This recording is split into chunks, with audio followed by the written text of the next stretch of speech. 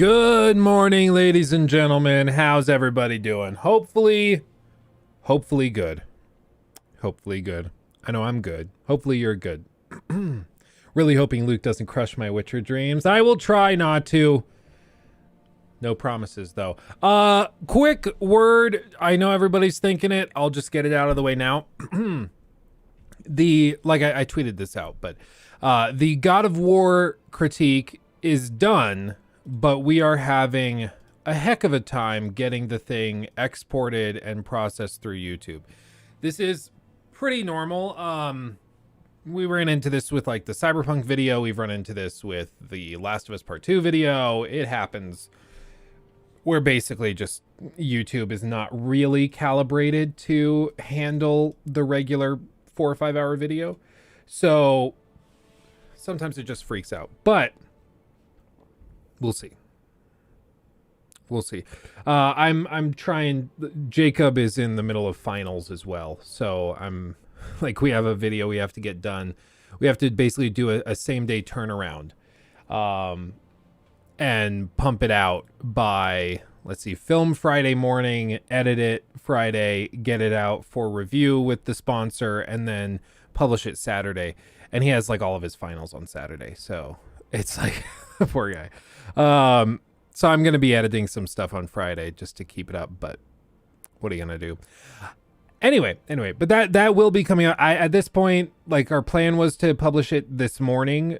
That obviously didn't happen 5 minutes ago. And it's mainly just we're trying to figure out what the deal is, and how we need to render it and export it so that we can get the whole thing put together. What's wrong? Who's broken? Your thumbnail scares me. You'll see it in chat right now. Apparently a lot of people are having major problems with The Witcher 3 on PC and also on Xbox. I said in my little video thing where I tried it before it was publicly released, I mentioned that it was really strange because I asked for a PC code and they refused to send one. Which is weird, because a PC code normally is easier to get than a console code. At least in my experience. With like Cyberpunk, they would send you a review code if you only asked for a PC code. They wouldn't send you one if you asked for like a PS4 or Xbox code that was backwards compatible, which was always really, really weird. So the whole thing kind of stuck out to me as, and I mentioned that in the video. I was like, something strange going on. I don't know what the deal is, but now we kind of see what the deal is. I cannot believe that they had the balls, the cojones, to release another broken thing, but I don't know. We're going to try it though, and we're going to see. Because while some people are coming out here and being like, oh yeah, it's terrible and it's broken, I don't know if that's actually going to be the case for us here or if that's the generalized case across the board. I don't know. So we're going to test it ourselves. Joe, thank you for the 449. Hi, Luke. Apologies if you said this already, but do you have any idea? It's funny that you say that because we did mention it. Basically, the video's done. It's just getting the thing to render and get processed through YouTube is an actual nightmare. Just weird stuff. Like we had one with the Joe Riddell donated £4.49 Thank through you. Super Chat. Hi, Luke. Apologies if you have said already, but have you any idea when the Ragnarok essay will be released? Good question. Basically, it's just like with the Uncharted video, we set this whole thing up where we put it out through system. There we go. For the Uncharted video, we had, of course, that's an 8-hour video, but for that, we rendered the whole thing. It worked great. We uploaded it to YouTube, took forever. And then it sat processing at like 240p for like 4 days. And then finally they figured it out somehow and got it processed fully. But I'm hoping that type of thing doesn't happen with this because I'd like to get it out. But if I publish it with like 240p as the normal resolution for everybody, it's just not going to end well. Everybody's going to be complaining.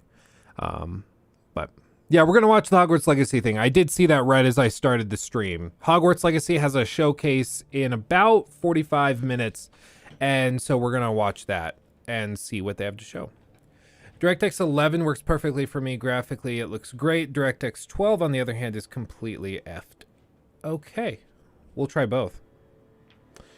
We'll do both. I did update drivers as well. So we're going to give it every possible benefit of the doubt. So yeah.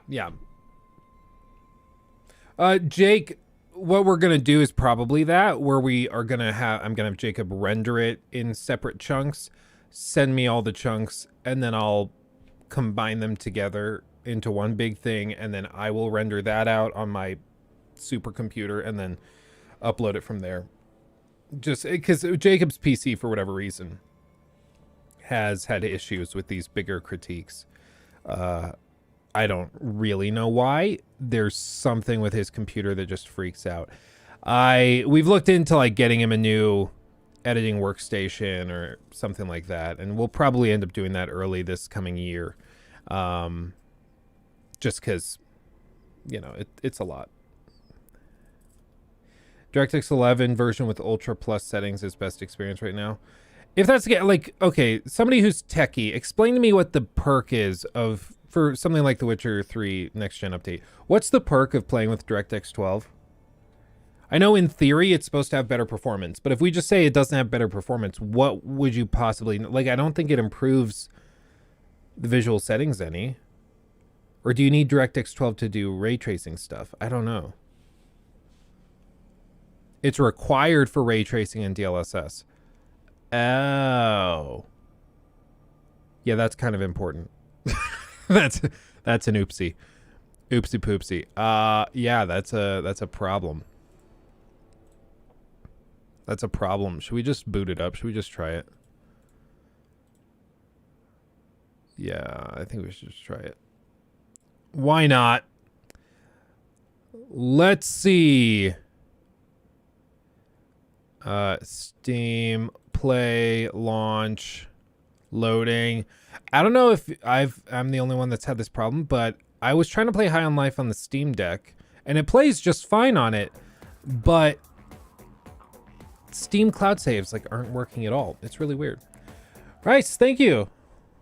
Reese M donated £10 through Super Chat. Very generous, I've been thank in you. a wheelchair for 15 years and my friend just showed me your stream tonight.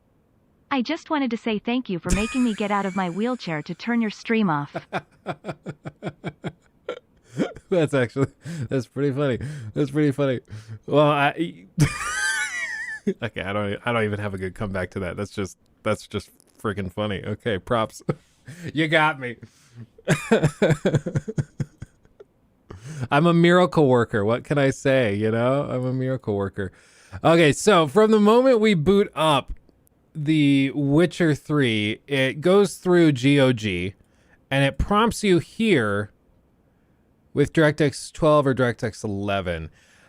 I did see some people complaining on Twitter that you have to boot this up through the GOG launcher. I don't see what the big deal is. Like, the Cyberpunk launch through GOG. GOG is really solid. Like, somebody was saying that they were upset because it makes it so you can't use, I think it was like Steam screenshots or something. I guess, yeah, that's a bummer, but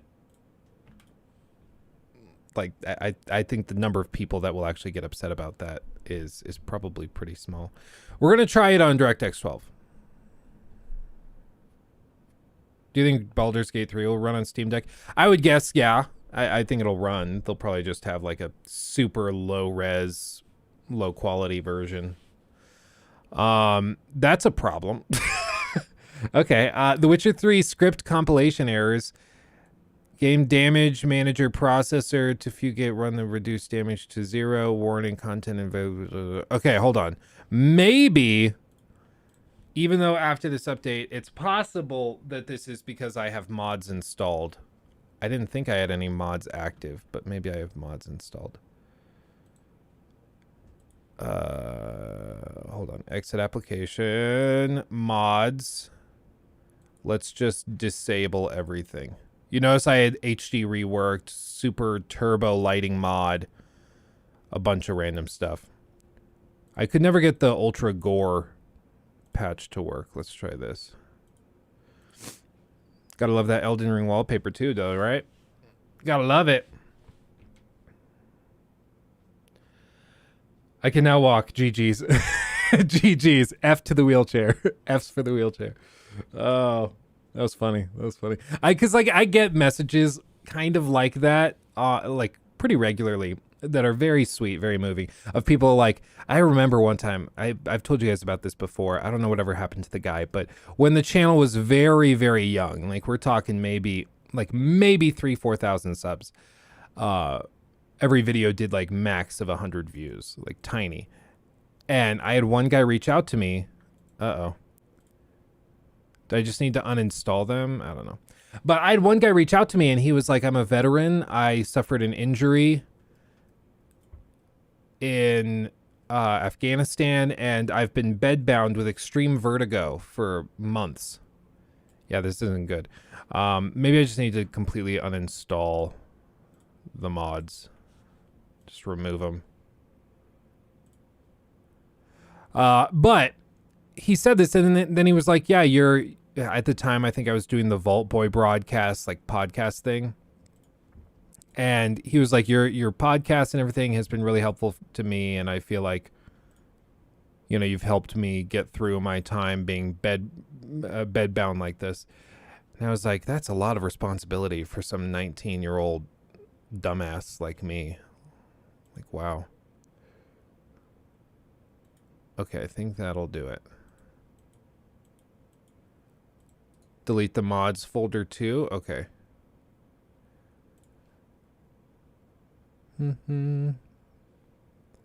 Check for updates. Display mod. No, deploy mods. Open mods folder. The Witcher 3 mods. Delete. Okay. Let's try this again.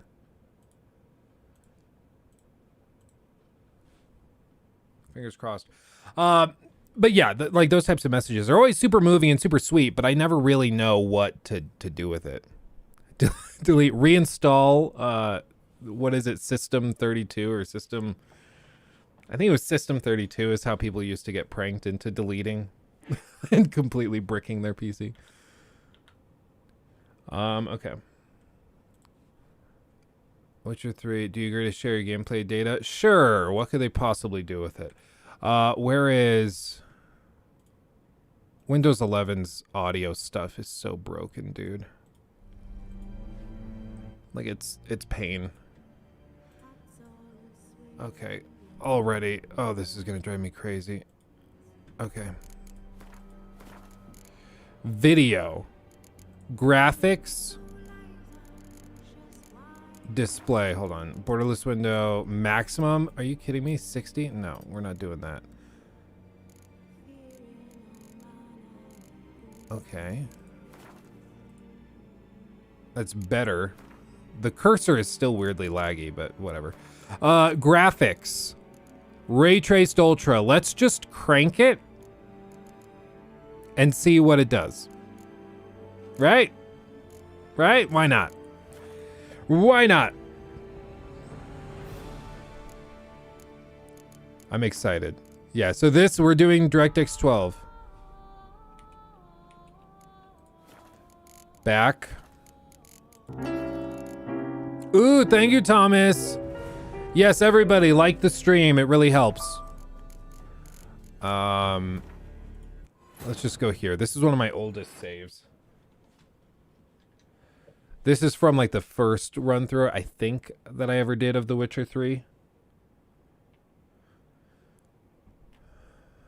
I cranked it and it crashed 5 to 6 times. Let's do it. Let's see it. Uh-oh. Oh. 38, 36. Okay, what I think I'll do, because you have the... Hold on. You have that FPS marker. I'm going to turn off that FPS marker. Oh, God. And then I'm going to turn on the Windows gaming one.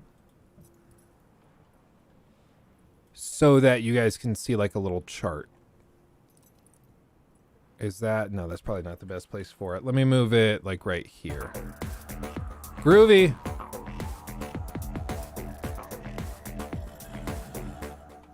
Come on, Mr. Controller. Disco Cobra 2013 donated $10 through Super Chat. Has the PS5 version been released yet, or is it just this update? Do you need to purchase the update, or is it free for all platforms? It's free as long as you already own The Witcher 3. And I mean, I gotta bind my controller again. But, come on. So it's free if you already own the game, and they did publish it for everybody. Okay. Maybe not. So you should be good to go. And it's just like an update file that downloads automatically, but it's big. It's like 45, 50 gigs.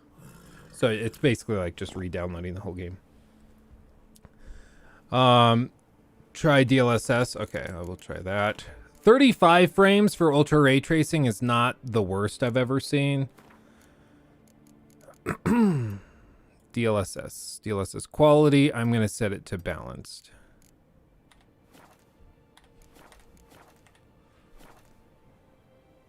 Double the frames. I don't know why this controller isn't working all of a sudden.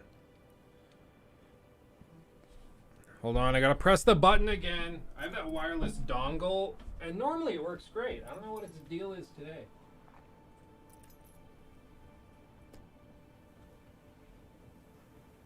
It's just blinking. Maybe? Ah, yay, okay. We did it! We did it! Update broke his controller too. Yeah, the whole thing. Everything's falling apart! Send help! Oh, God. 10 bucks on GOG for that. Yeah, I mean, that's a win.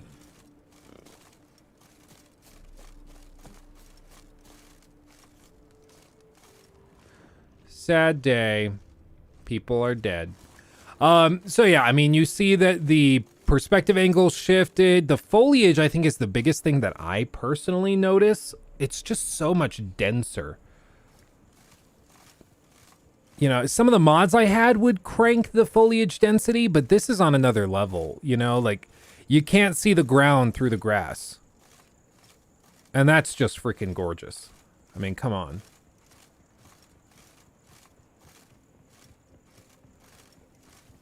That's just sexy.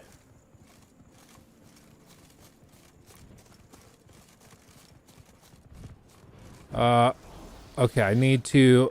On this save, I need to tweak some of the options. Alternative, quick casting, yes. Close, close, close. Automatic camera centering, yep. Death March! Easy Gwent.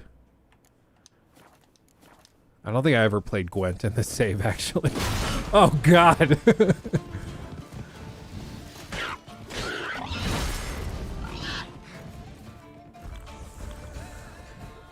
Yeah, see, he gets a little stuttery at times.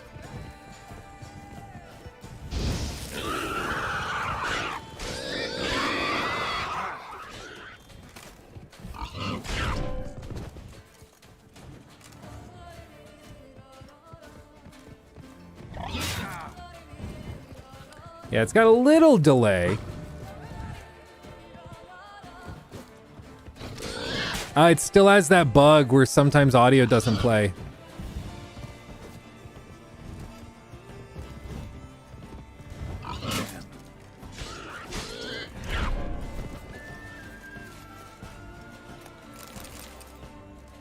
Okay, but the big test, though, is at night. You guys remember in that Witcher video I posted on the main channel, at night is when the ray tracing really stood out, and that's where I want to test it. And I mainly want to see if, like, shadows cast, specifically on trees. Because on PS5, shadows do not cast on tree trunks.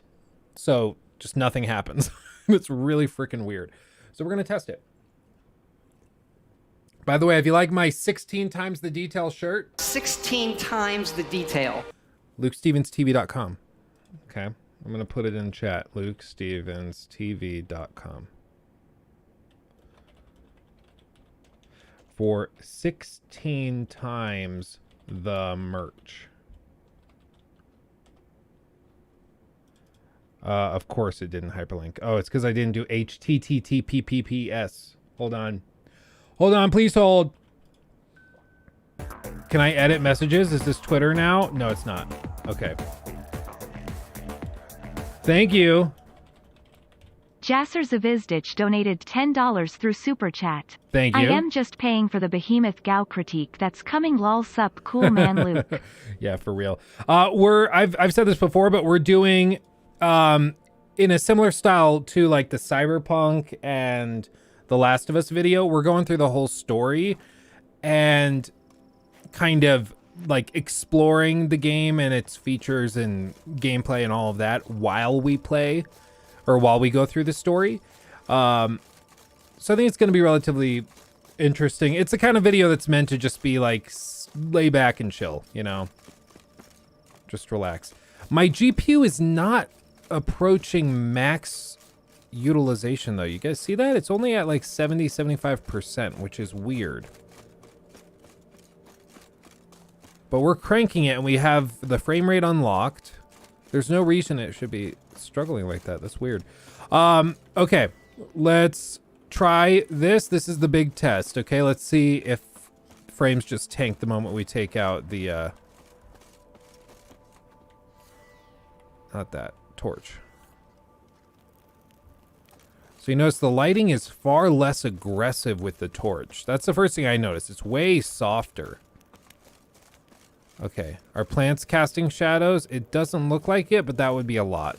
I don't blame them for that. What about trees? Moment of truth. Nope. Trees still don't cast shadows. It's a little bit underwhelming. I mean, the light on Geralt's face looks amazing. For those of you who came in late, this is ultra ray tracing. So this is as cranked as you can set the game. Like, this is the absolute max.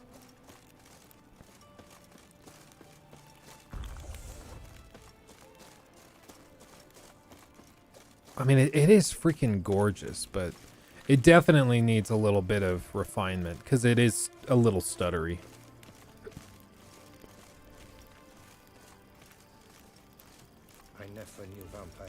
I turned off the plus boost for DLSS low latency, and that helped. Interesting. Let's try that. This isn't really a super low latency or a game that really needs that. Was that under display? Yes. Let's see if that helps.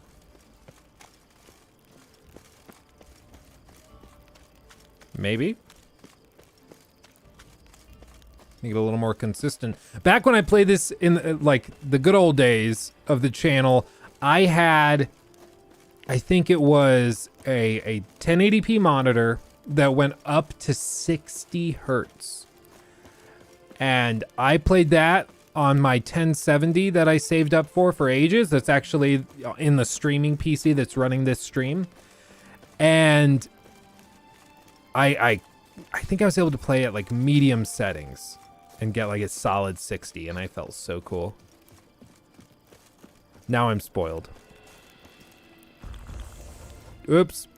So I've been playing Red Dead. I'm on the Steam Deck. I pressed the wrong buttons. I just downed a bunch of potions. Oh god. Okay. Faster. You notice my horse is smoky? That should tell you my priorities. You know what I did. You know what I did. Yeah, I mean, it's just gorgeous. It is way darker with ray tracing mode on, though.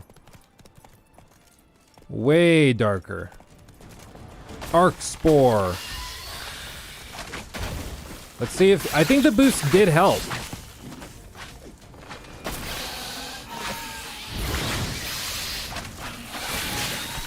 Ow.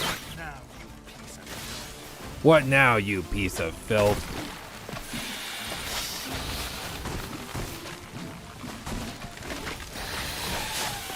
Ow! Death March ain't no joke, dudes. Deathmark ain't no joke. Tried on PS5. We have, and it's great. No, HDR is all off. I still can't get HDR to work properly on Windows. It's just a wreck. Yeah, see, in daytime, daytime is one of those where if you play a lot in the daytime and you don't really like playing The Witcher at night, I don't think you really need to do ray tracing. Because, like, if we go into settings here, take a mental picture of this, okay? Take a mental picture of this. We're at, like, 55, just under 60 frames, right? If we go into settings, and then we go video, graphics, and let's just go in here and set it to, like, just regular ultra. It reloads everything. Now we have double the frames. Okay, maybe not quite double once we're actually moving. But we have close to double the frames. And honestly, I don't think it looks that different. This is still with the DLSS on, but I still don't think this looks that different. At least in the daytime. I think, like, you can see quality of lighting differences in Geralt's face. Things like that, but nighttime is when you really notice it. If we up on Roach, let's actually go into the city and I'll show you kind of what I mean. Oh, Toussaint. Oh, Toussaint. Oh, I love you dearly, my dear. Okay. Giddy up, horsey. Let's get it. Let's get it. On my 3-year-old PC, I can't hit 30 FPS with Ultra Plus. I might need to upgrade soon. What are you running? It is, like, everybody's been saying that graphics have kind of stagnated in the last couple of years. It feels like everything is just trying to keep up with, like, what The Last of Us Part 2 was able to do pretty comfortably. And, like, that's everybody's goal is just to do The Witcher 2, or the Last of Us Part 2. I don't know if we'll actually, like, see major lifelike improvements. We've seen the demos that they've shown off for, like, Unreal Engine 5, and they look great, of course. But I don't know practically if we're going to see games that look like that in effect, you know. But the one thing I will say is that the ray tracing stuff does make games look a lot better, and the lighting helps a lot. But the performance cost is just so high for so many people. Like, maybe with this, like, 4080, 4090 gen, it's way better with DLSS 3. I don't know. We have a couple people in here. Like, I know Imperium's got a crazy, sick 40 series, but like the 4080, 4090 have not really seen a huge amount of popularity. I just think people aren't that into it. It's kind of like the 20 series when they announced that. They're like, yeah, it runs everything better, but like mostly for ray tracing. And people are like, but even with ray tracing and those improvements, it's still at like 25 frames a second, you know? Jose, thank you. Jose Garcia donated $4.99 through Super Chat. Thank you. How do you dye that armor red? I have that armor but in black and seen it in red on YouTube, but can't figure out how to do it. It's been a while. I think that there is a way. Oh yeah, you see this one? Olgierd von Everik's sword. I just keep it. I'm gonna set it up in the villa, but it's these dyes specifically. So you go into Toussaint specifically and you can find the different dyes and then you can apply it to different gear. So like yellow armor dye must be wearing Witcher gear. No, that's only Witcher gear.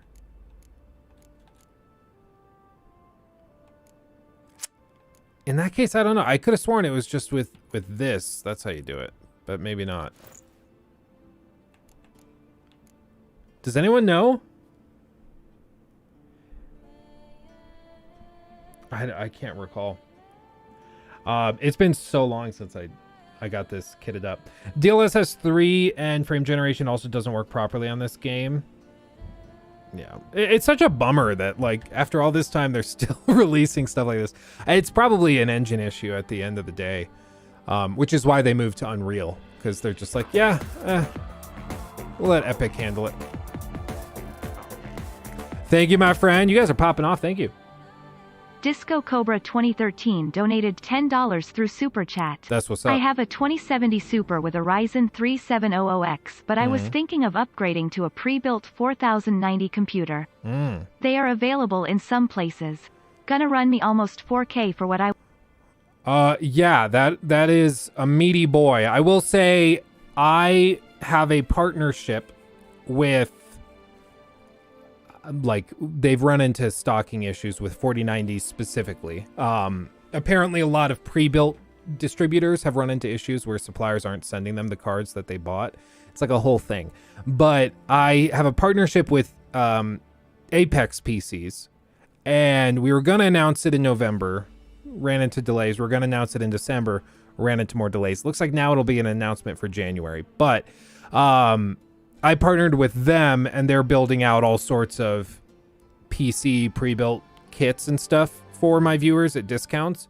So if you're interested, like probably first week of January, I think even right now, hold on. Apex Gaming. Please hold. Please hold. Oh, dude, I love the Witcher music so much.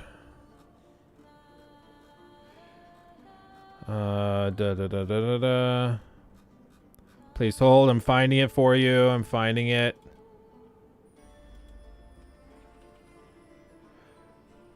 But yeah, if you're looking at pre-built gaming PCs, these guys do very solid work, and they're actually hooking me up with they're hooking me up with my next PC that we'll have in here in the next couple of weeks, actually. So yeah, check them out. You know, they do good stuff. I forgot how many oils I had. I just on the PS5 I started over, and so I have all of this stuff, and I have like one oil, I have like 2 potions crafted so far, 1 bomb. So to come in here and see a bunch more is just very satisfying, you know. Yeah, there's good deals on that stuff. The nice thing about the pre-built guys is that they have the inventory, whereas like my buddy Michael, he was helping a friend of his build a PC, and Michael's always just a super sweet guy, and he helps, like if you just go up to him and you're like, hey, can you help me spend like a week putting together a PC? He will take time out of his day for a week to help you build a PC. He just loves it, and is very passionate about helping people get started on PC building. But he was helping, I think it was his cousin or like nephew or somebody, build a PC, and they wanted, I think it was not even anything super crazy. It was like a 3060 or something like that. Not like the most in-demand card ever, right?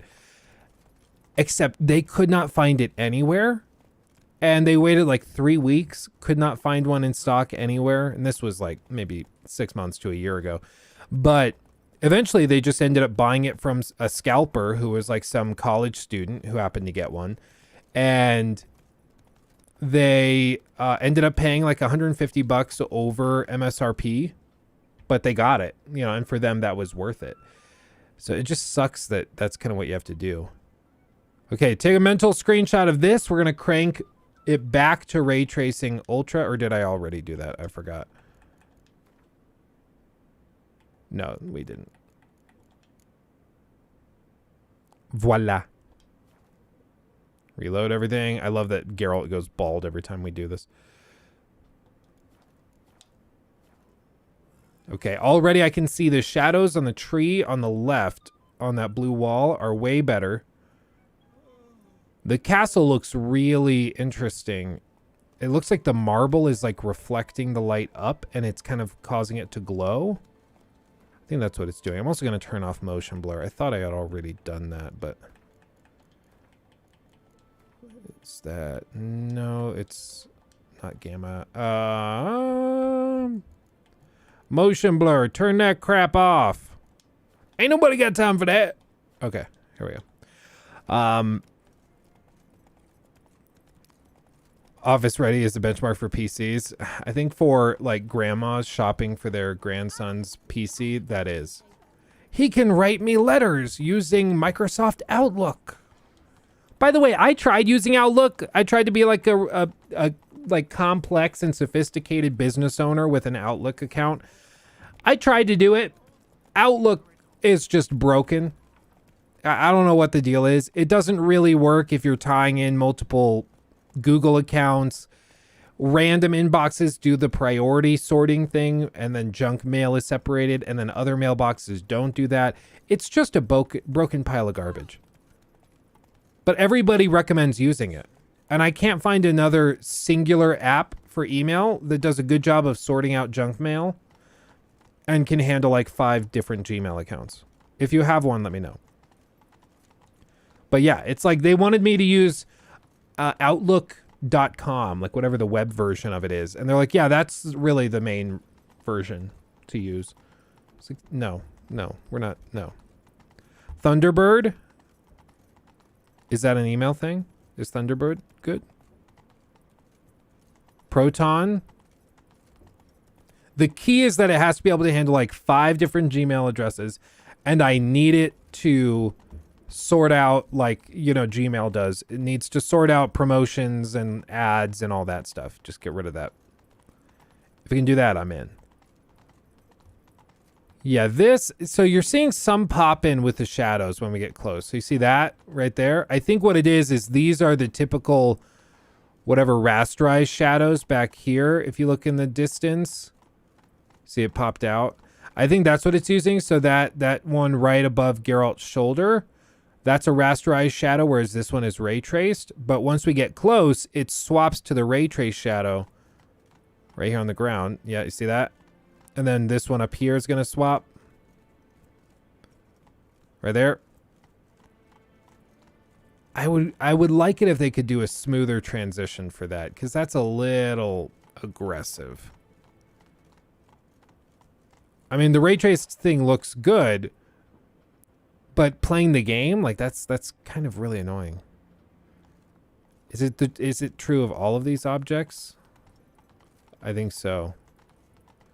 Yeah, you can see the resolution of the shadow changes. This is why you have to be so skeptical when you see like screenshots of a game and they're showing it off that way. Because screenshots, yeah, you can pause here and be like, look at those shadows. Wow, so realistic. Take a screenshot. It looks great. But when you're actually playing the game, it's just different because of the pop-in and the LOD shift. And all they have to do is like do a slight, maybe 1 second transition crossfade across the two. And I think that would fix the problem. Wouldn't be so aggressive. Sean, bro, Outlook is the only thing I can use in the Air Force. LOL really makes us feel futuristic. Yeah, I've heard stories. My dad was a Marine, and you know that was in the days before. It was like the 80s. But late 80s, early 90s. But he would tell me stories of some of the random stuff they had to do just because it's how you did things and not because it was like smart or made the most sense. It's just, well, that's how we have to do it. So deal with it. You know, oh, you have to take this one piece of paper to get it signed by 15 people in order to do the one thing when the one thing is like, you know, replace a screwdriver. It just didn't make sense. But, you know, they have the rules set in place that way. Did The Witcher 3 already have DLSS or FSR? I think it had DLSS. I do think it did have that. I don't know about FSR, but somebody could correct me on that. I do think it had DLSS before. Is ray tracing for The Witcher 3 good on PS5 considering how just going performance mode? If not, I mentioned this in the video, the dedicated video I did on the main channel. Just Luke Stevens, if you're not familiar, but in that video, oops, I just took a potion. In that video, I showed what the ray tracing does. It's not ray traced reflections. It's screen space reflections with something tweaked for like higher resolution screen space reflections or something. I don't really understand it, but they're not ray traced reflections. And then as for the lighting is better with ray tracing turned on PS5, but pretty much only noticeable at night, if I'm being completely honest. And with that, like, it still has limitations. It still, like, drops by half the frame rate. You're going to run into tons of little issues that are just super annoying. I would probably play it on performance mode on PS5 if I'm being real. I think the biggest perk of this update is the improvement to foliage, density, crowd density, things like that. Texture quality is greatly improved, which makes playing on 4K screens way more noticeable and way more tolerable. But if you're playing for ray tracing on PS5, you're going to be disappointed. The fire also looks way better. Yeah, they did some work on that. But if I pull out the torch, you just see how much softer the light is. It'll probably drive some people crazy that it just appears way darker now, but this is when ray tracing is at its best. You see those shadows being cast all around from that? Yeah. This is when ray tracing actually makes sense. But you really only notice it at night. Yeah, you see those shadows cast there? From that little ornate little tidbit. Those little details are what crank this up a lot, you know.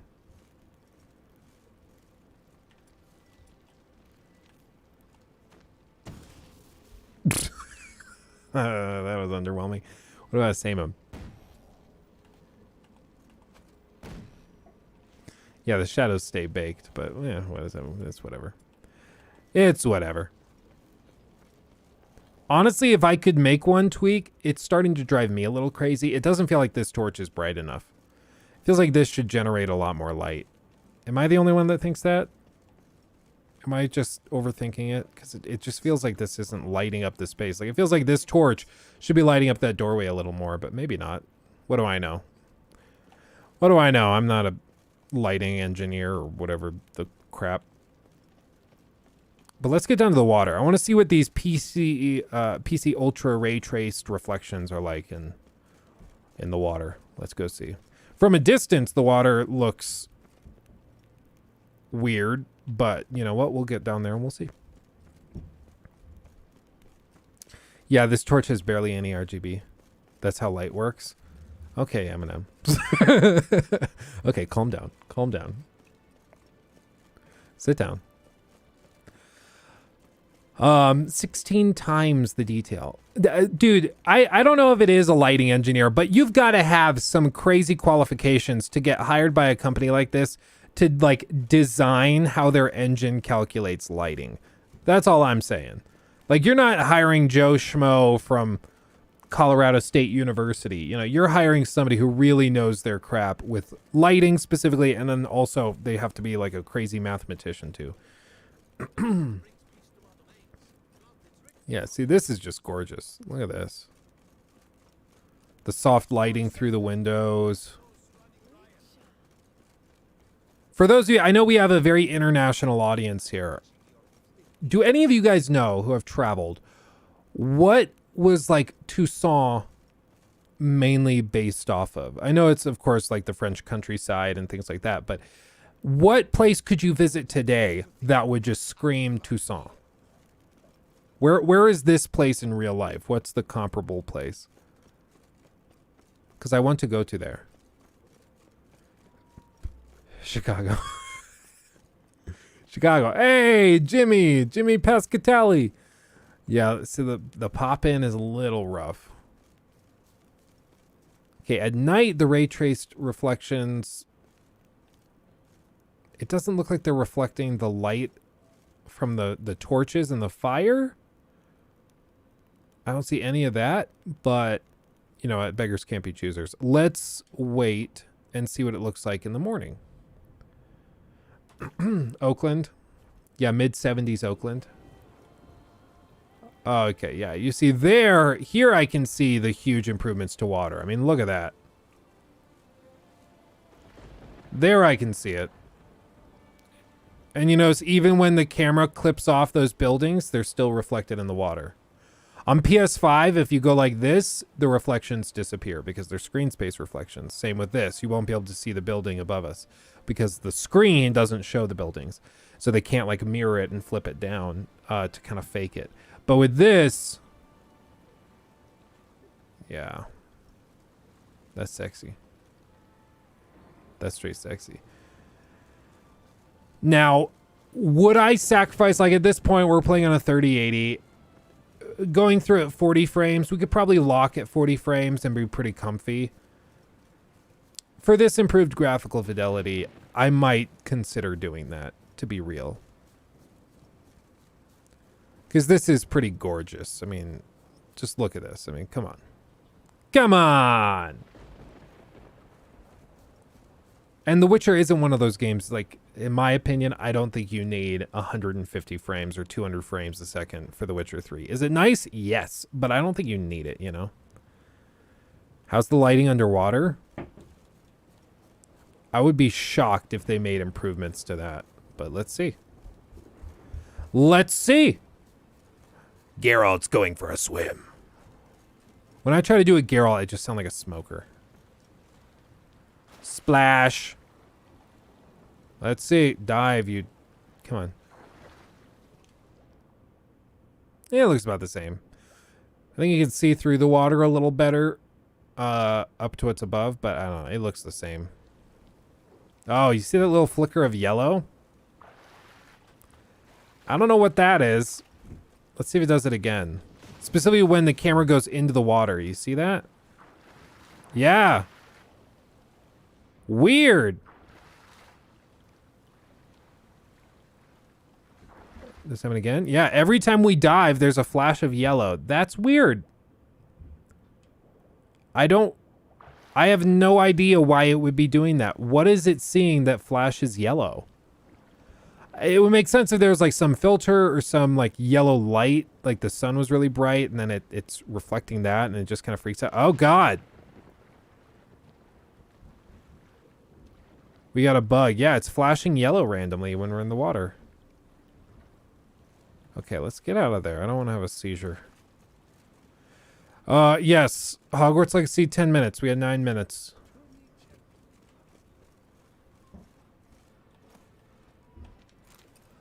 Tony Scribe notes.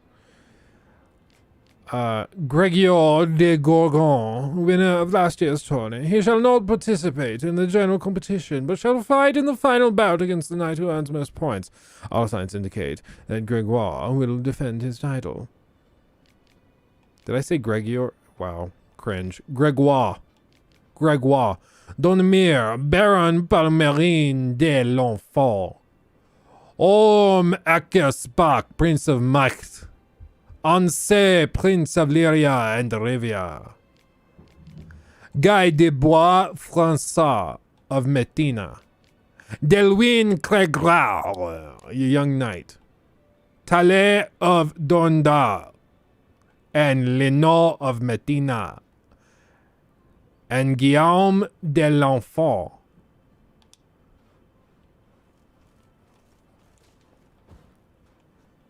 I'm basically fluent. Emphasis on basically. Oh, dear God. I mean, honestly, I don't... Maybe it's because we're on a 3080 and a 5950X. I don't know. If you guys have theories as to why we're not having major issues, I would like to hear them. Because I've heard, like, if you looked on Twitter, and even in this chat, people were saying DS or DX12 is straight up broken. I would not describe this as broken. I would say it needs probably a little bit of polish, some patches for that water bug. But I don't see, like, huge issues. I don't know what people were expecting with DLSS turned on and ray tracing. I mean, ray tracing Ultra is still a very demanding thing for modern graphics cards. Like, I think it's more of a future-proof thing. And if people were really expecting to get like 150 frames, like, I don't have that much sympathy. But like 45 to 60 frames with ultra ray tracing and all of the improvements to foliage and lighting, I don't have a problem with that. I'm not using an OLED panel right now. I have an OLED TV in my bedroom, and then we use a laser projector in the living room.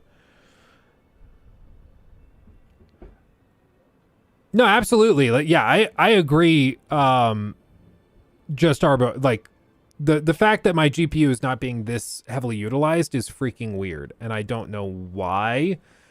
I'm not a techie person to be able to explain why that might be happening, but if it's true and Xbox whatever game tracking is not mistaken, and if my GPU utilization is actually at 35 to 40%, that is a problem. I don't know what the bottleneck is. I would love to hear Digital Foundry talk about it. But the reason why I'm not immediately like believing that number is just because I've had other games where I was playing, and then in another, like the Afterburner or whatever tracker, it registered 100% utilization, but this Xbox tracker thought that only like 30 to 40% was being used. So I don't really trust the Xbox GPU tracker, if I'm being real. But Luke, you can't complain because it's free. Yeah. That's the tricky bit. Is like when people complain about it, it's like, okay, well, cry me a river. It's optional. you don't have to crank it if you don't want to. You know? I don't know. I'm still glad it's free. Let's be, again, just to come back to Earth for a second. This is something that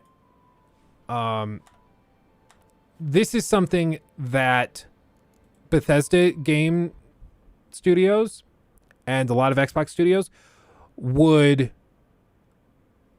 right as I close the game. Witcher 3 has crashed. Thank you for that, Windows.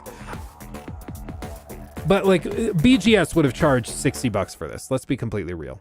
Golden_face C's donated $5 through Super Chat. Thank you, my friend. Just wanted to say you make some of the best content here on YT. I appreciate you. I have no idea how you do it, but keep it up. Oh, that's very kind of you. Thank you so much. And yeah, no, I don't have much more to say than that. Thank you. Appreciate you. But yeah, all of this just to say, I think a lot of other studios would charge out the ass for this. And so it's really refreshing to see them just come along and offer it for free. Because they don't have to do that. You know, they could have charged ridiculous sums for it.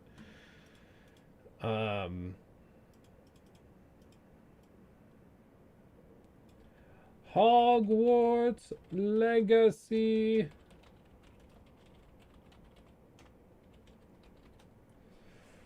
Let me swap out this thumbnail real quick, just so people don't get confused why we're watching why we're watching this thing. Let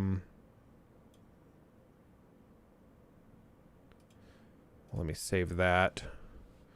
Okay, we're getting there. But yeah, I mean, either way, there are refinements that could be made if those GPU readings are correct. I mean, that's a problem. That's a problem. Okay, let me swap to this.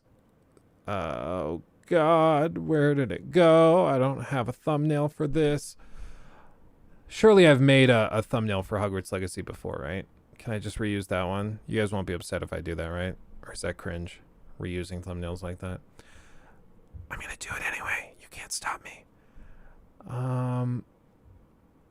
Nothing that really works. Crap. Okay, just quickly, let's Google. We'll do this together. Hogwarts Legacy wallpaper. Still not started. We got 2 minutes. This is pretty. Let's just download that. And then we'll put that in. This is the life of a YouTuber, guys. It's a lot of Googling. It's a lot of Googling. You don't even know. You don't even know. And then we'll change the title. Hogwarts. By the way, did you guys see that they delayed the PS4 and Xbox One versions of Hogwarts Legacy? They delayed it to April. Which is like kind of refreshing, actually, if I'm being completely honest. Like, a lot of these studios would just pump it out, and if it's broken, it's broken. But the fact that they actually delayed it, like, it shows that they're willing to push it off to make sure that people actually enjoy what they see, you know, and enjoy what they play instead of just shoving it out there. So props to them, because I the fact that this is coming from Warner Brothers is all the weirder. Okay, it should be starting. Yeah, they could have done the whole Cyberpunk thing. Exactly. People forget Warner Brothers, they're the publisher of not just Gotham Knights, they were also the publisher of of Cyberpunk 2077. They're the main like partner of CDPR.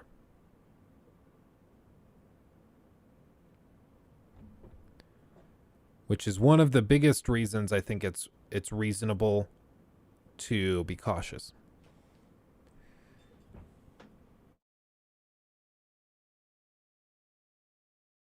Too much crap. I've just got crap everywhere. Come on, guys. Warner Brothers, we got work to do.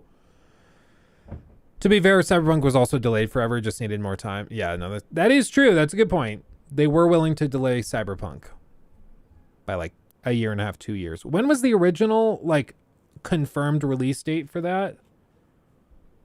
Hold on, let me try looking it up. Original confirmed release date for The Witcher 3. Oh, another 5 minutes.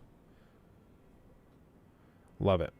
Not The Witcher 3. I can't even talk. Cyberpunk 2077. Of what year? April 16th of 2019 or 2020? Their original release date was April 16th of 2020. So they technically only delayed, I mean, it was within a year. Cyberpunk 2070 or God of War Ragnarok was delayed longer than that.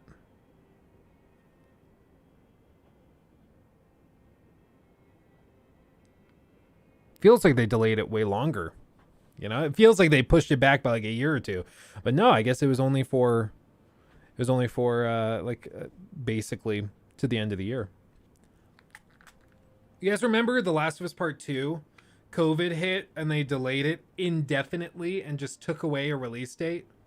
Everyone's like, oh, it's because the game's broken. It's clearly because nobody's like, the game is just busted and buggy and it's going to be a disaster. And then it turned out that it was probably just that they were like, we don't actually know like if this is going to lift in a couple months. Which, I mean, it's weird to think. A lot of people thought that COVID was going to be over that summer. People were like, it's going to get hot. It's going to die off. It'll be fine. We'll be back doing everything normally in June. Those were the days. Those are the days. Ragnarok was worth the wait. Oh, yeah. And there's so much. You guys will see in the video that goes up on it. There's so much stuff that, like, the video is like 4 hours and 20 minutes long. We tried to get it to exactly 420. Couldn't pull it off. I'm very sorry, everybody. But it's like a roughly 420. And even with all that time, going through the whole story, a ton of side content, discussing endgame content, Muspelheim trials, all of that stuff, we still didn't have time to discuss like everything in the game, all of the extra little side bits, because there's just so much. Couldn't achieve it, just around it. I will say, I don't know this for a fact, but I think it was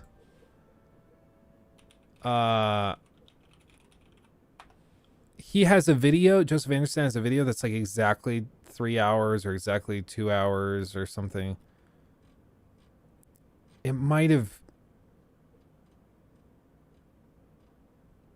I think it was his Mario Odyssey one. He calls it Mario. It drives me crazy. I had to turn off the video just for that way back in the day. But he made this and it's exactly 2 hours long. I can't prove it. I can't prove it. But I am like pretty sure that he slowed down the video to reach that time stamp. Because his voice sounds weirdly molassesy. He talks kind of slow in the video. Slower than usual. And I think what he did is he got it to probably like an hour, 55 minutes or something. And then he just took the whole timeline and stretched it out to 2 hours to make it look really clean. But it stretched his voice too. And it drives me crazy. Saying Mario like that is a dislike-worthy offense. That's what I'm saying. But the video's done like 3 million views. Nobody seems to care. Gambit, we're trying, my friend. We're trying. It's done. We're just trying to get it rendered and processed through YouTube. But YouTube is glitching out. The renderers are glitching out. We'll export the whole video and then try uploading it. And then it'll say that the video is only like an hour and a half long when it's actually over 4 hours long. So then we have to re-render the whole thing. It's just, this type of thing happens. It happens with normal videos too. But the difference is normal videos might take like 15 minutes to render. But this video takes hours to render. So it's not as easy as just like, oh, we'll quickly redo it. You know, every time we try to re-render it, it's a whole other thing. You know, we have to take our whole computer's capacity up for hours. And it's a whole thing. But so by Friday, I'm if it's not up by Friday, I'll be quite upset. Yeah, I'll be quite upset. But my hope is Friday at the latest. And yeah, then we'll have a surprise upload Saturday, and then yeah, we'll have stuff. Let's do it. Hogwarts Legacy.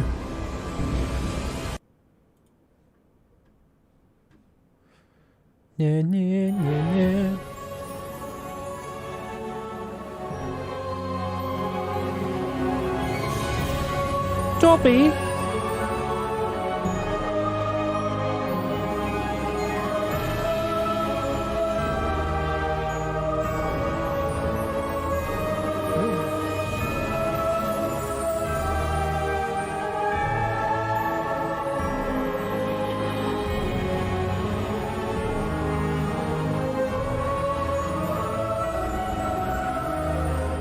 That Slytherin transition is badass.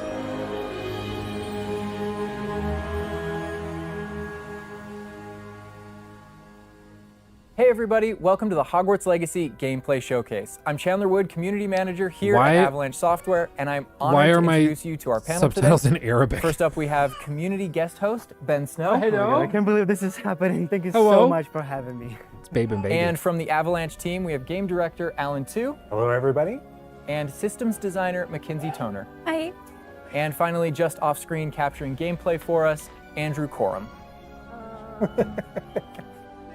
Today we'll be giving you a taste of the open world via broom flight, a deeper look at combat using the Dark Arts Battle Arena, and a look at your personalizable home within Hogwarts, the Room of Requirement, where we may even see some beasts.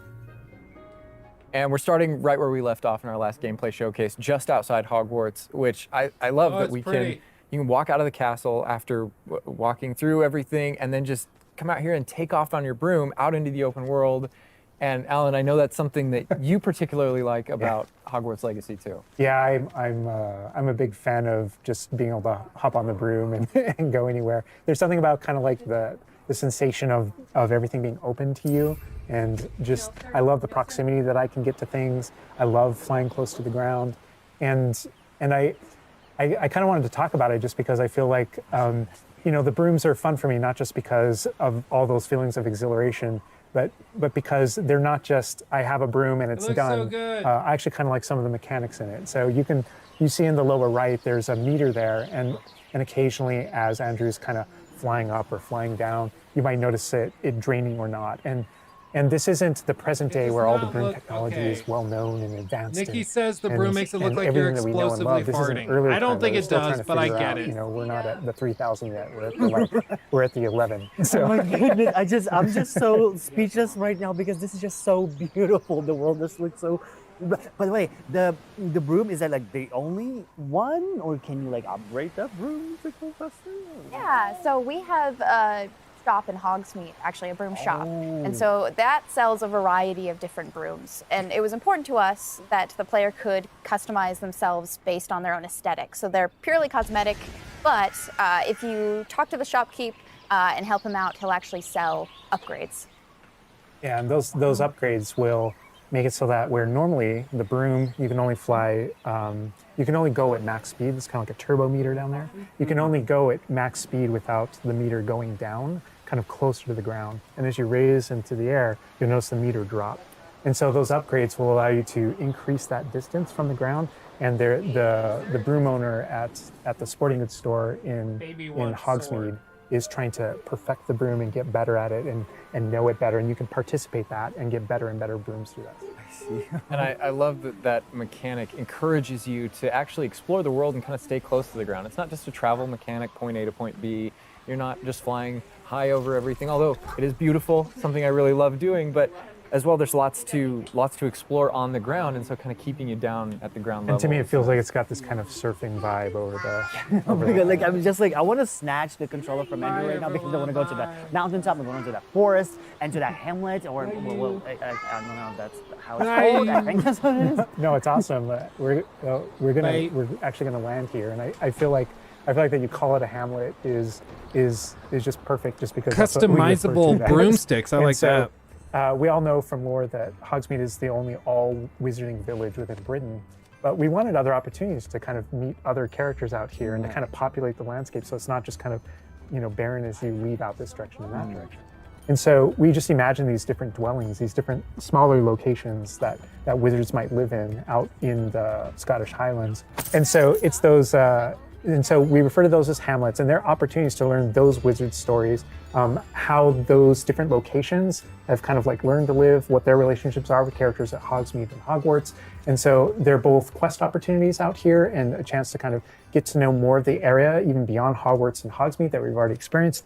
And you'll also notice on the mini-map, like lots of little icons, and each one of those represent gameplay in the hamlets that you can participate in, whether it's a vendor or different puzzles and challenges or different secrets that exist. Each one of those icons are different opportunities for gameplay.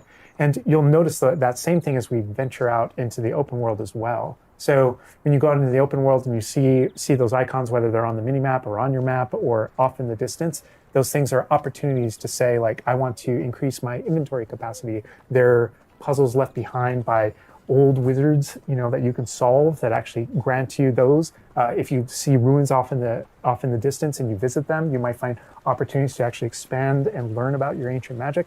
And as you kind of encounter different enemies dotted on the landscape, sometimes those characters, poachers or dark wizards, might be hoarding different magical resources that are valuable to you as you're playing the game. So each one has kind of like a way to connect to our gameplay loops and provide different opportunities that just kind of reward you for poking around. I mean, I right away want to just cover all of those points on the map just by going over there. Well, we've flown on a broom already, but there is something that we haven't done so far, and that is getting on our flying mount. We're going to hop on our Onyx Hippogriff here. The Onyx Hippogriff is our pre-order bonus. Oh my God, there he just like pops out of the back. Oh wait, you can use it as a horsey? I mean, as a horsey? A horse? Yeah, as a hippogriff, you can totally ride it like a ground mount, and you can lift off into the air. And we tried to make sure that each of those interactions, so the broom's really good at reaching that top speed, at kind of traveling the world as quickly as possible, but sometimes it's really nice to get on the hippogriff because of that ground speed or those transitions, and sometimes it just feels amazing just to be riding around on a hippogriff. Look at it. Yeah, it really is kind of like, I don't know, it's a great feeling being on it, and it's a great feeling managing those transitions, kind of going from run to fly and just being able to go wherever you want. And we tried to make sure that each one of these things that you can interact with have a unique identity and a reason for being. And oh my God, like I see like different like areas, like a swampy area. By the way, can you go to like entire map anywhere you go? There are regions that are like locked from you? Yeah, as soon as there's kind of a moment where the world kind of opens up to you outside of Hogwarts as a student, and right from that moment, early on in the game, you can go wherever you want. And so you might find more difficult challenges in different areas, and you'll see different spots as Andrew's moving around, like you mentioned, the swamp. But there, we have got like a coast, and we've got different types of environments out in the world just to kind of pepper your experience, reward you for exploring, keep things fresh. All those things exist as we're moving around. So cool. And I love that windmill. It's like so rustic. Like I keep forgetting that this is like 1800s. The Wizarding World we've never really seen before. Like it feels so authentic. Like it's part of it. Yeah, I love this vista too, and can we also just appreciate that they're not going to have like cell phones in it? Because, dear God, if they did like a modern day Harry Potter, I'd lose my, I'd freak out. Not in a good way. Yes, yes, please. I love snow. Like Harry Potter Facebook.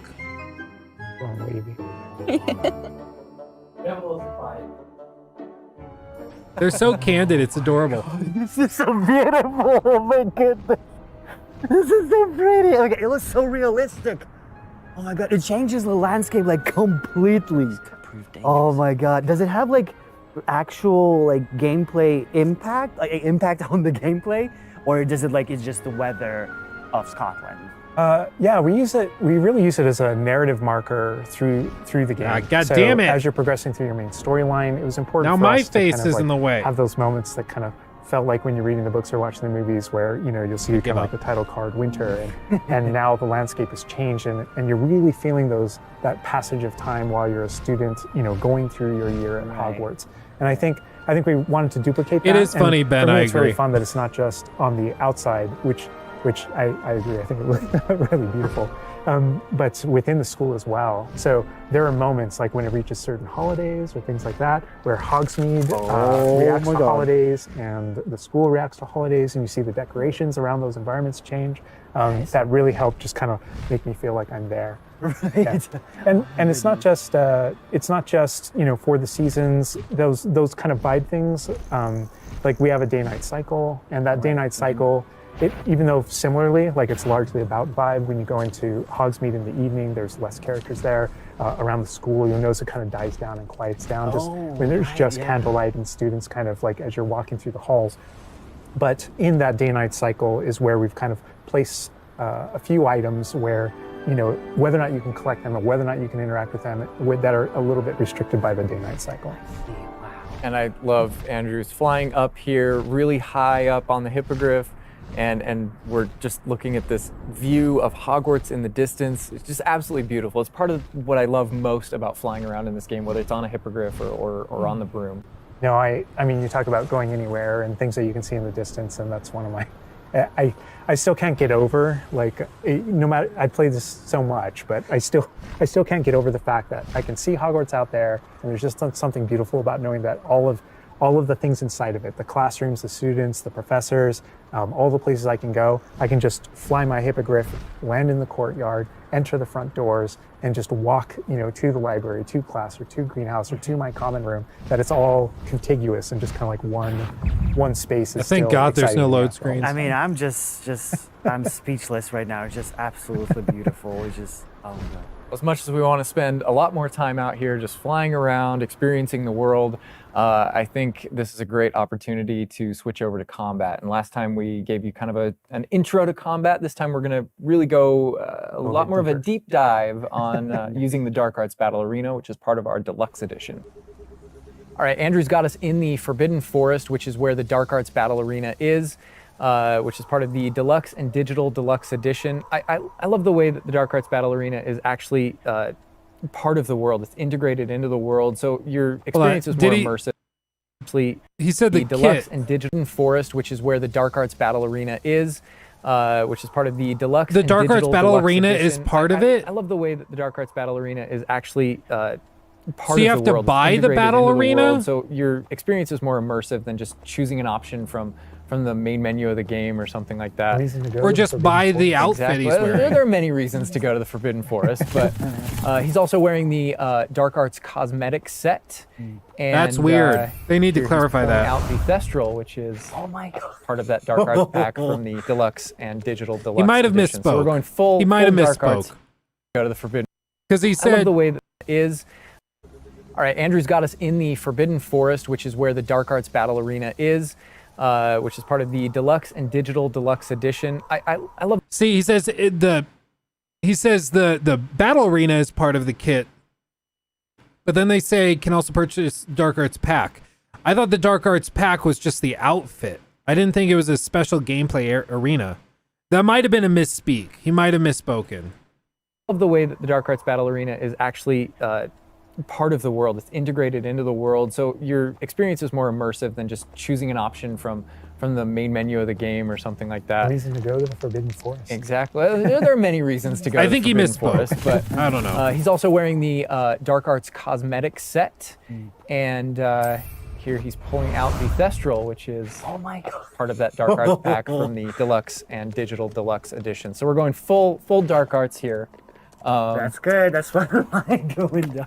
But I like this this battle arena. It is a great place to show off really combat in a big way because it unlocks some I'm gonna try interesting tweeting abilities him. for you and allows you to really play around with combat in a deep way. And is this like the only arena like this in the game where you can like practice? And Yeah, do... so in the base game we have 2 combat arenas normally, and so everyone has access to those.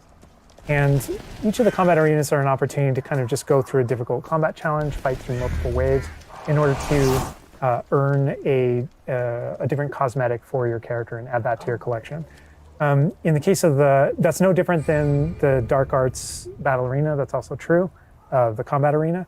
But one of the things that we're excited about in the Dark Arts Battle Arena that people can do is you come in preloaded with different abilities. So the unforgivable curses are something that everyone's going to have access to through the base game and going to be able to earn, and they can make choices in order to kind of like add that to their repertoire, and they can also commit to that down with certain talents and things like that. When you play the Dark Arts Combat Arena, you actually have access to all those things as kind of like a way to test them all. And so it's a chance to kind of like tour and play with the Dark Arts and decide whether or not that is a path that you kind of want to go down. But yeah, everyone has the same ability to explore the Dark Arts. This is just kind of like a way of previewing. Yeah, I tweeted them. We'll see. Great place for us to show off combat in general. So I think we're gonna jump in here. Andrew's gonna start battling, and we can start talking about everything you're seeing on the screen. All right. Oh, they just about the cadavers right away. Oh my god. We're starting off strong. Oh my god. Was that Kujio? Oh my god.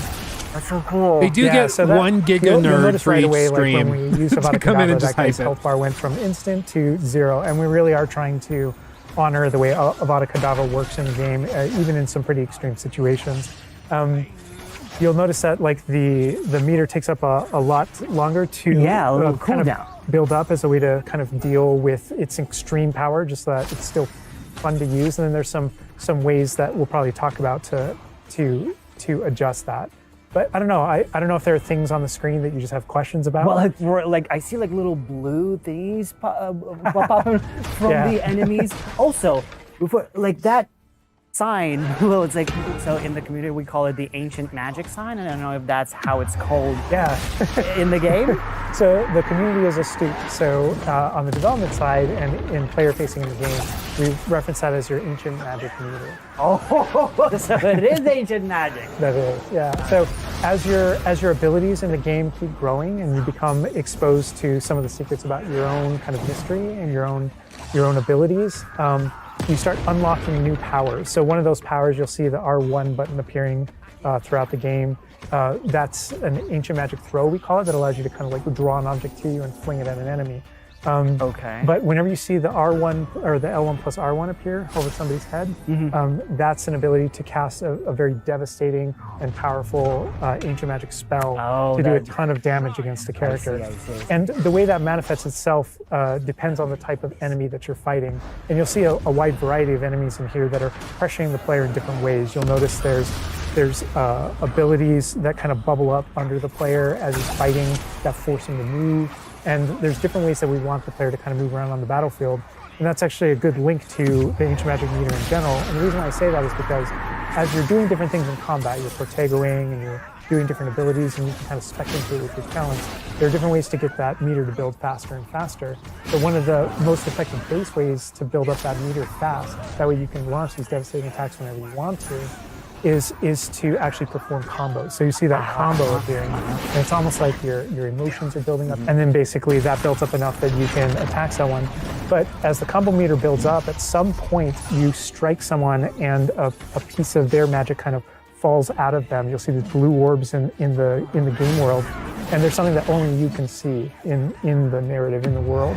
And it's another reason to move around on the battlefield. If you can go up and collect those things and suck them in, they give big jumps to that ancient magic meter as we're playing.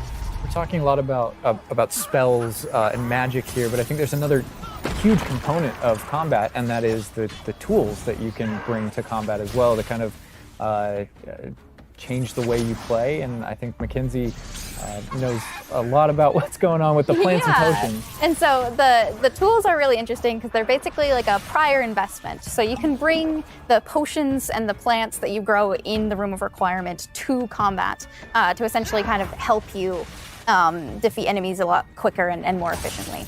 So some of the tools that you'll see here are like the rock skin potion. So that is something that basically covers your skin in this like rocky material that reduces the incoming damage that you're receiving. So against big enemies, hard-hitting enemies like trolls, that's super helpful. Oh my god, he's just destroying. The troll just collapsed from one of the cadavers. Obviously, we have the Wiggenweld potion as well, which increases your health. And then we have the focus potion. So when Alan talks about having to balance Avada Kedavra with a long cooldown, because obviously it's an instant kill, one thing that you could do is brew a focus potion, and that will increase how quickly your cooldowns regain. Right. Oh my god, there's just so much like versatility, like in what the character is doing to the troll right now. Like he's just bouncing around the arena. He's like not.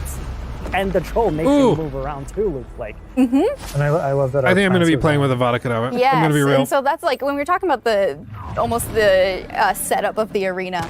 You also have plants that you can fight with, and so we have things like the venomous tentacula that you can put down, and it acts like a turret, and it just kind of shoots enemies around the battlefield.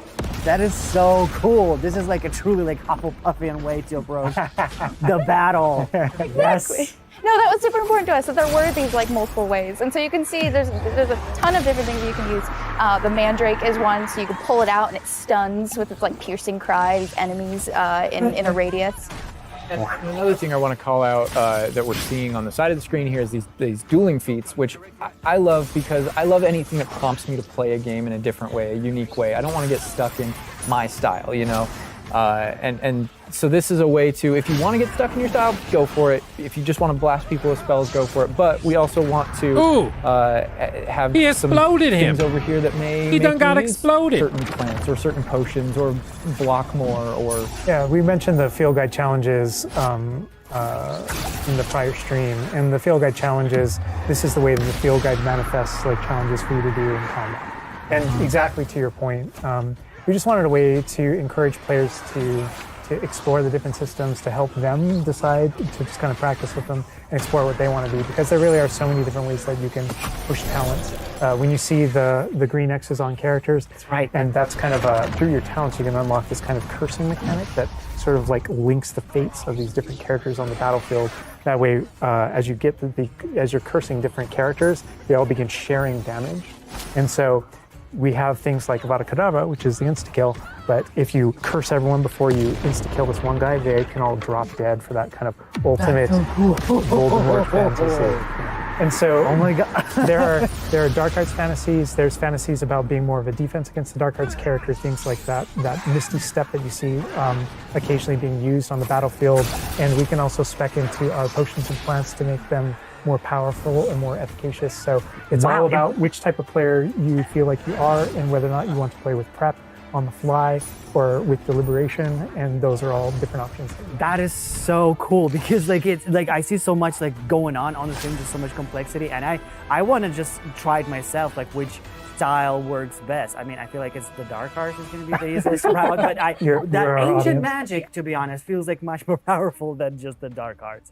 Yeah. To be fair. And speaking of plants and potions, we're going to be putting the dark arts away, put those unforgivable curses away, and heading to the Room of Requirement, which is your home within Hogwarts, a personalizable space that actually has some utility as well, where you get to brew things and grow things. And at this point, they're just trolling us by putting it on the desk.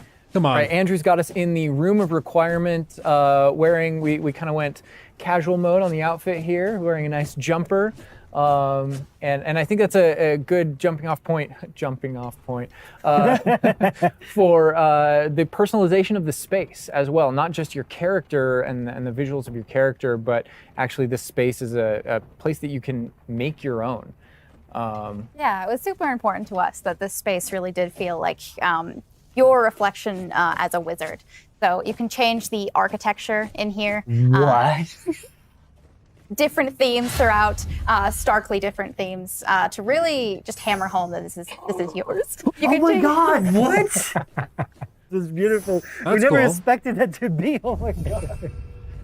That's the thing, is not only can you change the architecture here, but you can actually conjure little objects into this space, as you can see. So there's like statues that you can do, and ornaments and tables and rugs and just a bunch of little things that really flesh out the space and bring it to life. Oh my goodness, because like we had an idea that those places where you brew stuff, that's where you can change, but you can do all of this. Where do you even get this stuff? Like there's a furniture store?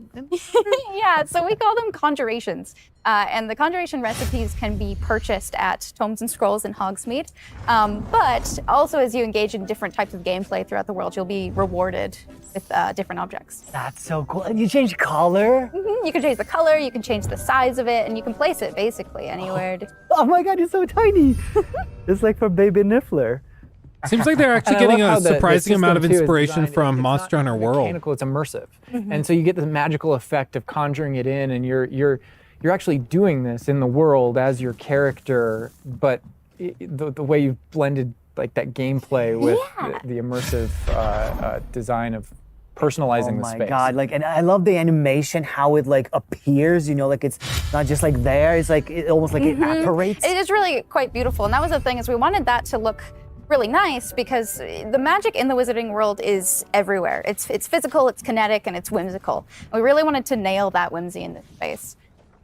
Another thing that I wanted to discuss is that not only can you like conjure things and you can change their look, but you can do that with the utility objects as well. So you can see that we have planting pots and potion stations. and you Nail can the change whimsy look or of we those, riot. as well. And these are the areas where, as we had mentioned previously, you'll be growing your plants, you'll be brewing your potions. Right.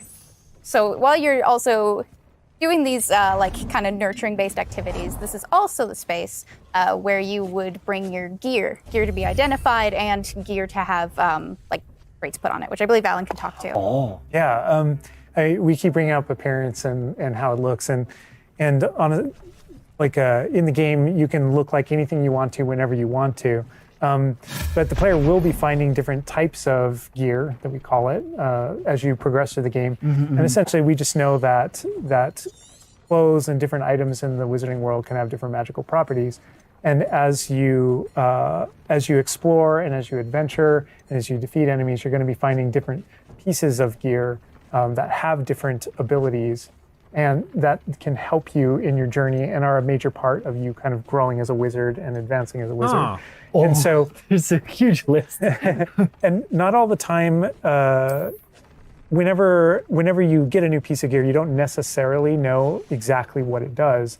And so there is a station inside of the room of requirement that you can conjure. It's one of the first things you conjure, called an identification station, where you can actually bring that gear that you're uncertain about and learn what its abilities are. Right, yeah, that's so cool. And then as this space advances even further, and the space will eventually grow its own rooms, and you're going to get new recipes, you know, like Mackenzie's talking about, all these different things keep expanding. And as it expands, eventually you're going to earn what we see here, which is called a loom. And when you set up a loom, it's an ability to essentially customize exactly which magical properties are on your gear and take any piece of gear and adjust its properties and to tweak what it does. And I mentioned earlier that you can make anything look like anything. The collection of appearances, we call it, or cosmetics, we've been referring to it in this stream. Those types of things you can use, and you can apply a look to any other look. So if you get a piece of gear, you put it on, you look like that, but you can change it to look like whatever you want. That's so cool. And like you can just put some ability to this sweater, but then you can just swap that ability. Yep, and appearances you can edit whenever you want in the gear screen. The loom is specifically about applying traits and applying larger upgrades that just kind of grant you greater statistical advantage or give you really specific abilities that blend in nicely with where you're trying to go with your combat fantasy or talents and things like that. Interesting. I'm just seeing that they're just like pumpkin fur, mooncalf fur. Where does that come from? Yeah, and so you'll notice that the ingredients that are used to add traits and to upgrade your gear are based around beasts. So this is where we get into the beast care section, which is Lightbug on Twitter just replied to me. Kind of bigger space on the inside idea. And so you can see here we have a couple of beasts out. We have a graphorn and a mooncalf and a niffler and a Kneasel as well. So quite a variety. Oh my God, he's just like a big puppy. They're so cute. Cuddling. Oh my God, they're together. Oh, that's so cute. They're adorable. And so part of beast care is petting them as well, but feeding them too. And so once you do those things, you in a minute. That's when we didn't they feel mishear safe it. enough they'll give you their magical ingredients. So mooncalf fur, niffler fur, etc. That can then be used in your gear. That is like so like intuitive because like you know that makes sense because when you touch the animals you get some fur leftovers. That's so. Oh my God. Yeah, and we really want to hammer home the fact that this is like a home that you're making for them. So in the overland, you can find these beast dens and rescue these beasts.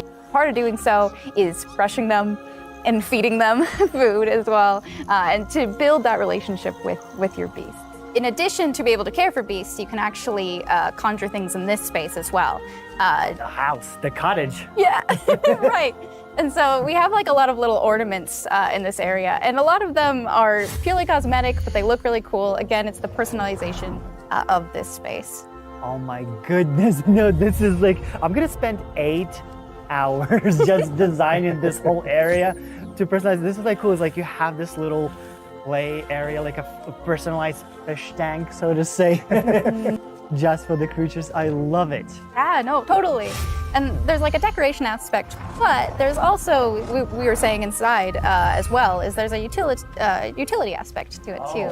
So as you progress in the game and you're able to purchase more conjurations, you're able to speed up your process. So one of them, for example, is the food processor, which allows for the beast in the space to automatically get feed, so you don't have to do it manually. And so you're really building the progression for yourself here. In addition, there's also a toy box where you can play with your beasts. And you'll see here, yeah. So you can, there's a bunch of toys in it, and each beast has their own favorite toys. So as you can imagine, the mooncalf really likes the moon ball, or the Kneasel, as like a little cat, really likes to chase the yarn ball as well. Right. And they're super cute. Oh my God. Watching them, it's so cute. And the big thing we really wanted to hammer home is that is the world adorable. is a dangerous place. And so by going and rescuing these beasts and bringing them back here and caring for them, you're really helping them out. There's poachers in the overland who hunt these beasts for their material. So instead, you're like caring for them. You're giving because you them a need their home. materials to craft this stuff. You're part of the problem. Raptor is just gigantic. But he looks like my dog. We can't say my dog right now for sure.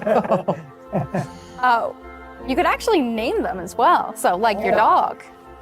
So getting back into that personalization, you know, yeah, we didn't want you to just like throw in, oh, here's a graphorn in here. Like this can be named whatever Andrew's about to name them. Bruce. A good name. You know, we've created this really nice space, and you can get additional vivariums, correct, to different kind of aesthetics and looks to where you're keeping your beasts and caring for them. Progression is a big part of this space as well. So as you progress through the story, you will unlock more vivariums. So as you can see, this one's quite meadow themed, big, open, bright. But there's other ones, say like a swamp that you might encounter. And it's really a visual effect to and more space for your beasts. Oh, so it's like those, so when we're inside the room requirement, there's like on the left, there's that moon glow from one entrance and then some shrubbery going on in the right. Is that what you're talking about? Yep, that's exactly it. Ah, oh, you put trees in here too. Oh my goodness. And another thing with the Beast Care that I think is great, tying back to this same kind of thing that you did with like the broom, where the broom is not just a method of travel, it's actually built in and integrated into the world. In the same way, like Beast Care isn't just this added element. You're not just throwing it on top. There's really this like narrative and integration to everything connects. So as you progress through the missions, you'll expand the space. As you earn resources, you'll go into Hogsmeade and use them to unlock the gameplay here and unlock new conjurations and different things to play around with. In the open world, it's in those different environments, like the different combat and conflicts and bandit camps and different things like that exist in the overland. Those things are what hold recipes that exist in the loom. So all these things have a way of connecting. Moonstone that you find out in the world is the resource that we use to conjure everything. That's found throughout the world. Forgeables are used for recipes. So really everything's like a cycle and keeps you coming back. But even with the story that's being told too, I think people know who Poppy is and that she has a particular affinity for beasts. Yeah, I think everything we're seeing here, you're going to be venturing out into the world, and this is just kind of the tip of the iceberg, even of kind of like your interactions with beasts in that narrative. So you bringing up Poppy, there are more kind of mysteries to discover and things to discover out in the world that have to do with her and that have to do with I think this could win Game of the Year. I mean, for some people, absolutely, yes. We just don't know what the story looks like. We don't know how long it is. We don't know if it's going to be polished. There's a lot of questions. But absolutely for some people. I mean, Stray is winning some people's Game of the Year awards, basically because you just play as a cat, and that's the only reason. So looks, the open world this absolutely for some people will be their Game of the Year, almost for certain before it even launches. Like 2 weeks or more just breaking it down by pieces. There's just so much to this world. Like, I'm so happy you guys did this overall gameplay. And that's just the tip of the iceberg. We've got more for you to discover and find on your own. Thank you so much for being here. Thank you for watching. Hogwarts Legacy is available for pre-order now. It releases February 10th with 72-hour early access for owners of the Collector's, Deluxe, and Digital Deluxe Edition. We're gonna wrap things up, but first we've got a little surprise for you. Bye.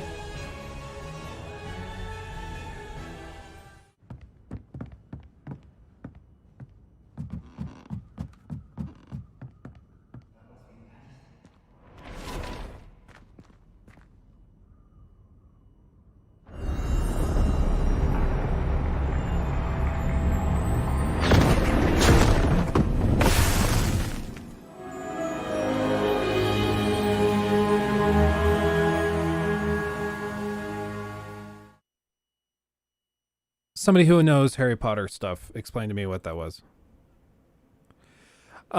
So somebody on Twitter did explain to me, or did show a picture. This one. Digital Deluxe. Dark Arts Battle Arena is listed now. I don't remember seeing this. Maybe it was there the whole time and we just didn't know what it was, but it is listed there. So it is locked behind a paywall. What I will say, there are at least 2 other arenas that are not Dark Arts themed.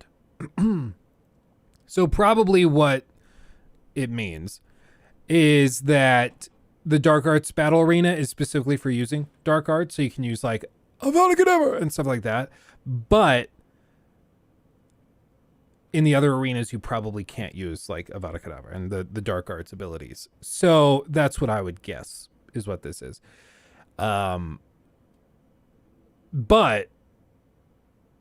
this is kind of a bummer. Kind of a bummer if I'm being real. Hopefully it's just aesthetic. It might just be aesthetic. What they said is that it's built into an area of the world. So Arts and decide. I think. Let me see if I can find it. Yeah, so right here is where it happens. All right, Andrew's got us in the Forbidden Forest, which So it's in the Forbidden Forest. There's the Dark Arts, is where the Dark Arts Battle Arena is. So he says it's part of the Digital Deluxe. And what he's going to say next is he's going to say it's built into the world.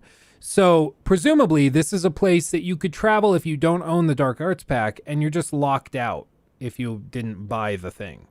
Which is part of the Deluxe and Digital Deluxe Edition. I love the way that the Dark Arts Battle. This, by the way, says players with the standard edition can also purchase the Dark Arts pack separately. So you can still buy it, probably for like $5-10. Arena is actually part of the world. It's integrated into the world. So your experience is more immersive than just... So it's integrated into the world, and if you haven't bought it, you just don't get to go in there. I personally really don't like that kind of thing. The thing is, though, is this going to, like, completely destroy the game's chances of doing well? No, it's still going to do very well. Let's be completely honest. However, I do think that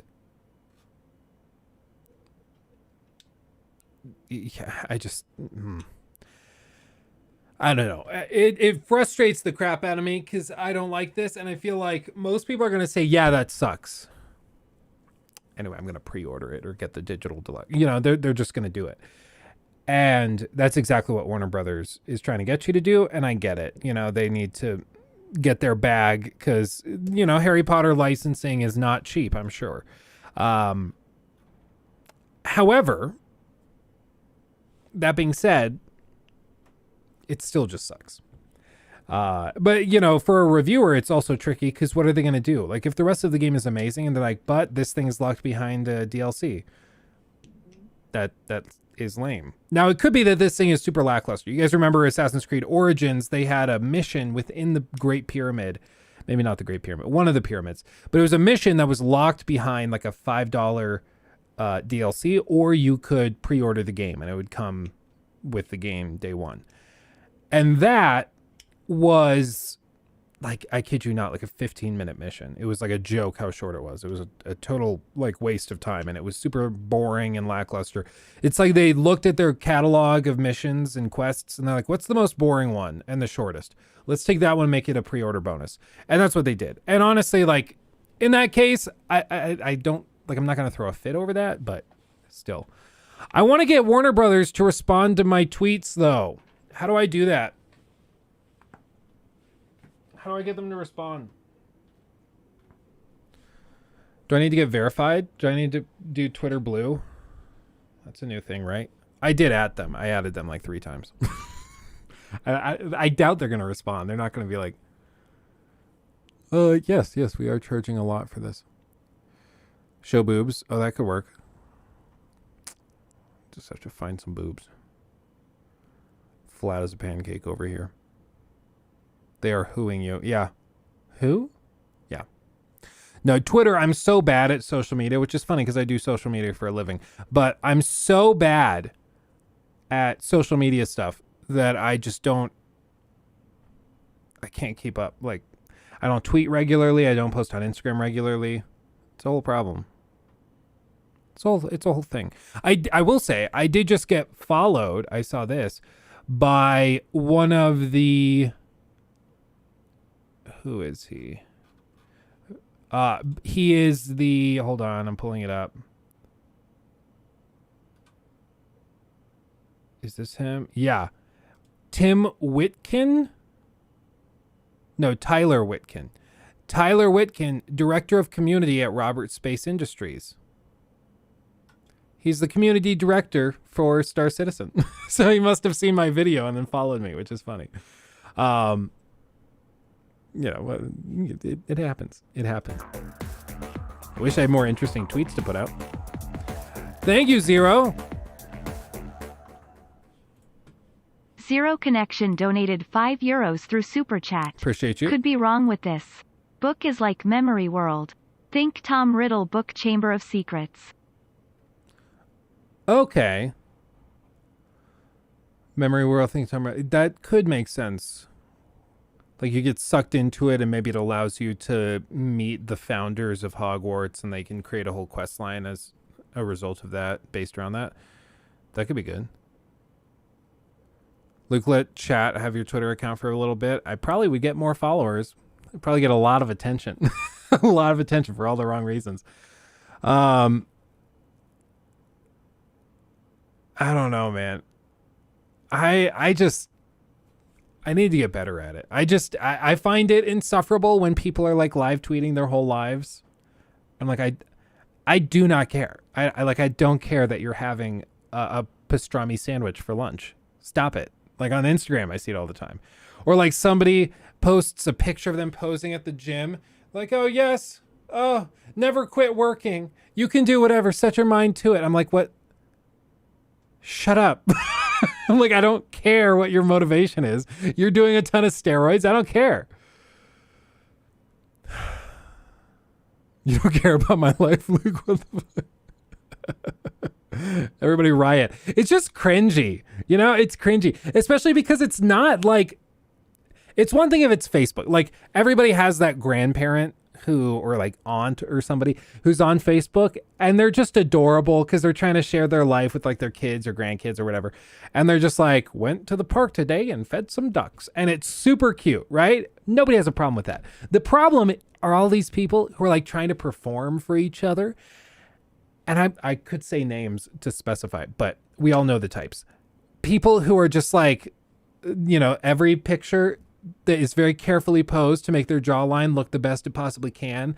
And then they talk about, and in the background, you see their homebrewed coffee. And then you see the like quinoa salad that they didn't eat. They just put it there so it looks like they eat quinoa. And then like in the background behind that, they've got like Peloton on the TV, but it's not actual Peloton. They can't subscribe to it because they don't have the money to. So instead they just pull up a YouTube video somebody pirated of a Peloton workout. But they have all of that in the background of this picture and selfie so that it looks like they have it together. And it's just insane. It's performative. It's toxic. And I hate engaging with it. I hate all of it.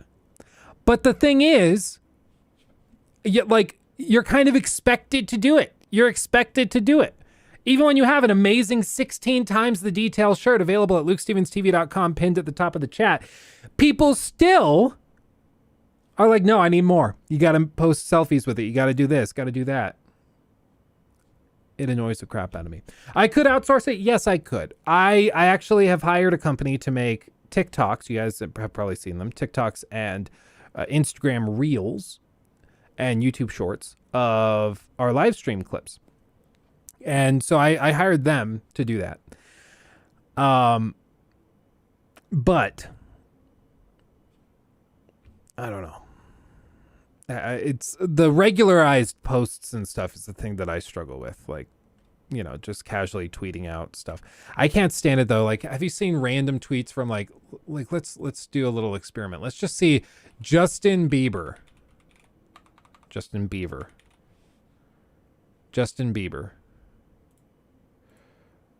Okay. Where's my button? 113 million followers. Okay. That's ridiculous.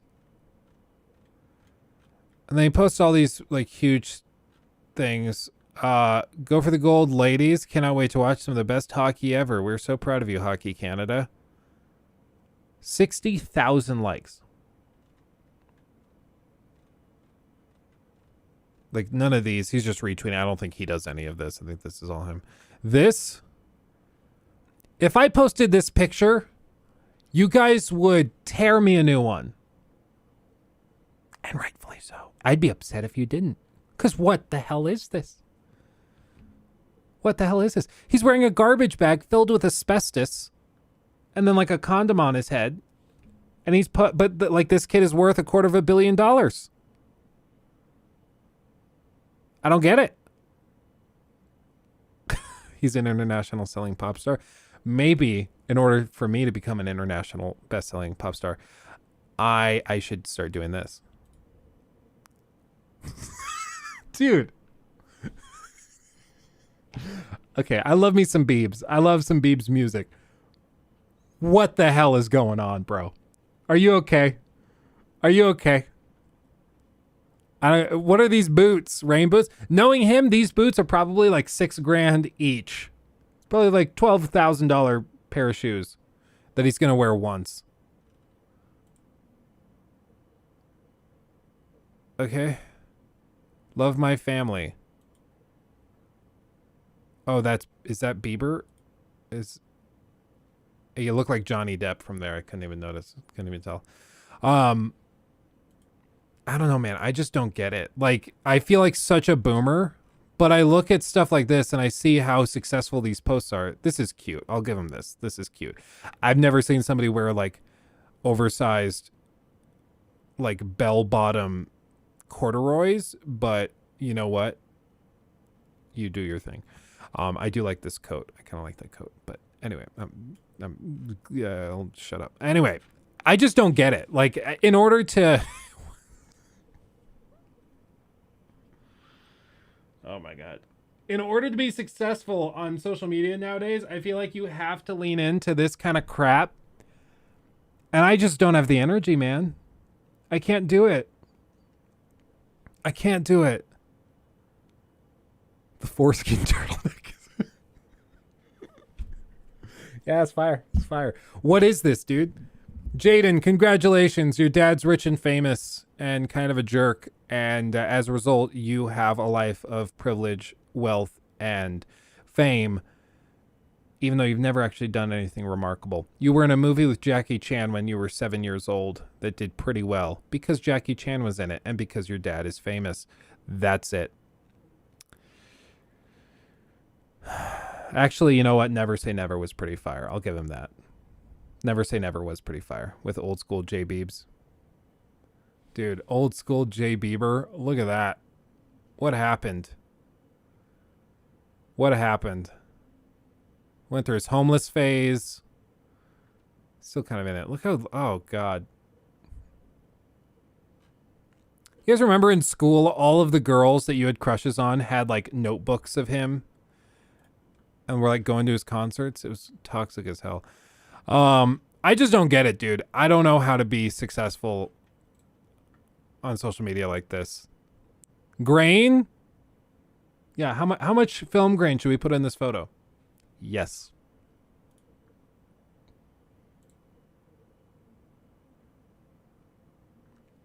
I don't know, man. I don't know, man. Jaden is one mental disorder away from Kanye. I don't know. Kanye's pretty far down the rabbit hole, dude. I just accidentally muted myself. He's at the final form. He's fully evolved. Like, he's way down. If he were a Pokemon, you know, he's max level. He's done. Yeah, man. Yeah, back to real talk. Anyway, I can't. But I need to be better about it. I just need to start spamming on Twitter. Rocky sent me this, by the way. Prime Video has ordered a God of War TV series. They've not announced this yet, but I'm happy to report they will be having Chris Pratt star as Atreus, and they will get Queen Latifah to play Kratos. It's going to be stunning. So, just wait. Prepare to have your world shaken up. Oh, God. Will you play Hades 2 to 100%? I don't know about 100%, but I mean, I like Hades. But I don't typically like roguelites much. They're not really my thing. I've tried to get into some of them, like Returnal. On paper, Returnal's great. I have no problem with Returnal. I just personally get really frustrated by those kinds of games. I just do. Why not Will Smith as Kratos? He'd have to slap bodies instead of throwing the axe. That could work. Keep my son's name out your effing mouth. That could work. They need to bring us in to brainstorm these shows. We'll figure it out. Hey, look, if you want a sad, funny story, look up Ant Simulator. Canceled.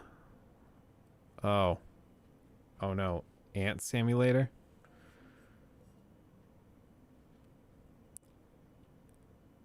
Is that something I should do? Or is that something I should not do? That sounds scary. Sounds like a risk. I don't know. All told, like, going back after all of that to... Wait, why is RIP Twitch trending? Oh, Steven Twitch Boss, star of So You Think You Can Dance and the Ellen DeGeneres show. This guy passed away. Apparently only like 40 years old. That's really too bad. Rest in peace, my friend. Not really sure who you were, but anybody passing away that young is really tragic. I thought they were saying that like Twitch had major outages or something, but I guess not. By the way, I think everybody in general has been having a really good time with High on Life. Peter Dinklage as Mimir. Yes. Yes. Let's do that every day. I need more Peter Dinklage in my life. I think everybody's actually been having a ton of fun with High on Life.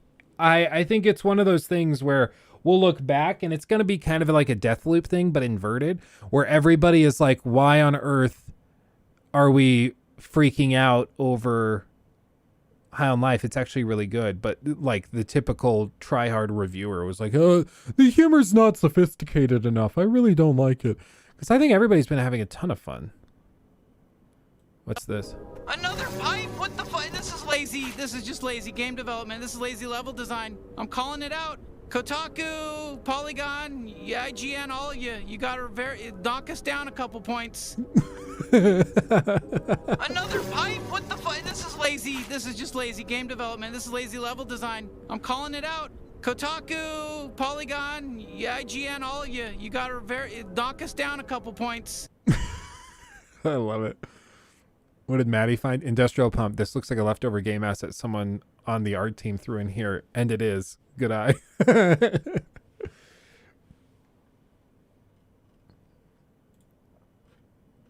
I'm really enjoying it. New video up on Patreon, the High on Life review. Glad we managed to salvage something from this project. Oh, it's not available.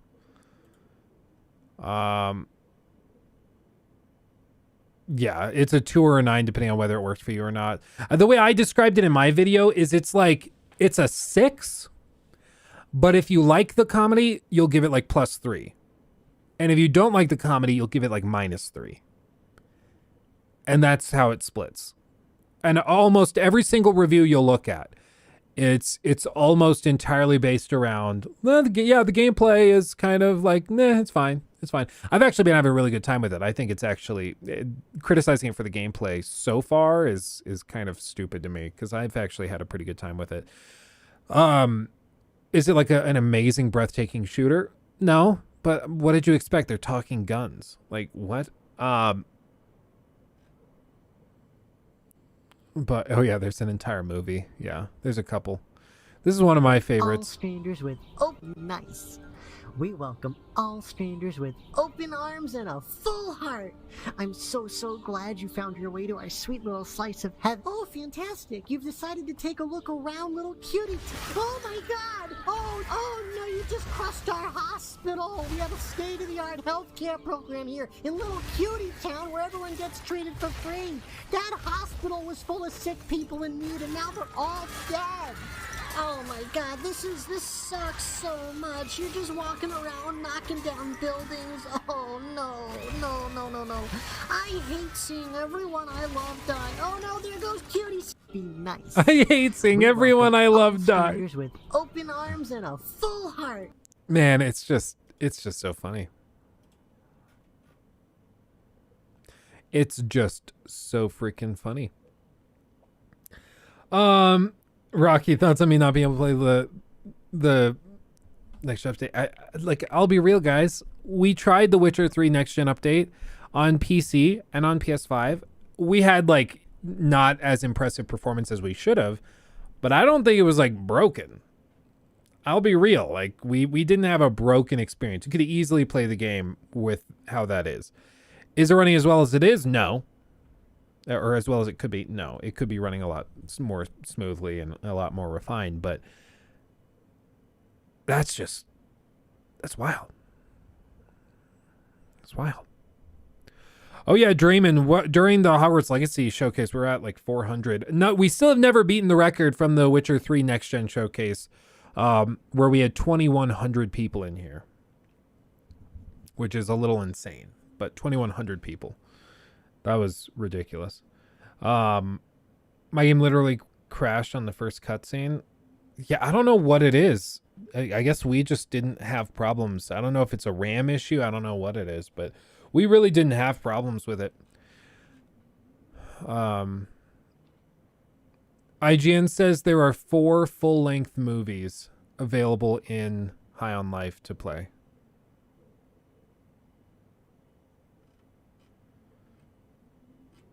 I don't know.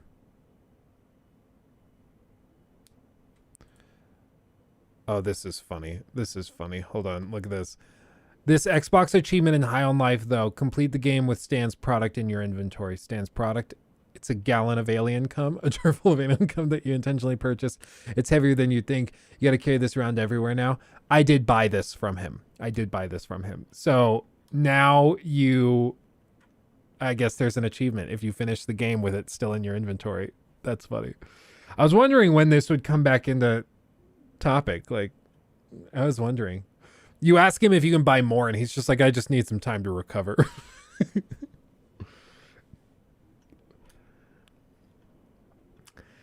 It was free. Oh, what? Right. Because you ask him to buy some, and then he's like, yeah, first one's on the house. And then he gives you the whole gallon. It's not even like a little vial. It's a gallon of it. I'm on PS5, but after I restarted the game, I had no problems. Yeah, PS5, I've had no issues whatsoever with well, no, I did have one freeze like yesterday where I just did the quest line where you help the old lady with the frying pan, and right as the quest completed, the game froze for a solid like 45 seconds. I just sat there and let it figure its stuff out, and then it came back and it was fine. But it was right during the saving icon while that was on screen, so I didn't want to mess with it or turn it off. But yeah. Rory 4080, are you doing it with ray tracing? Because ray tracing, it seems like there's some issue where it's not utilizing the full GPU capabilities. But the ray tracing stuff, if you're having a max of 80 with ray tracing off, then that sucks. I would say the ray tracing I don't think looks good enough to justify sacrificing over half of your frames. In my humble opinion, I just don't. With The Witcher 3, I don't see the perk of ray tracing. The reflections look a lot better, yes, but half your frames, I just don't see it. That's the biggest problem, I think, at this point, is until they get to the point where ray tracing only maybe knocks down 15% or 20% of frames. Until they reach that point, most people are just going to be like, I'm good. I'll just hold out. I don't need to worry about ray tracing. Like, yeah, it looks good, but I don't need it. PlayStation game is trending. Oh. Yeah, we'll see what that looks like. We'll see if they actually hire Christopher Judge. Doubt they will. Wouldn't it be great if they did hire him, though?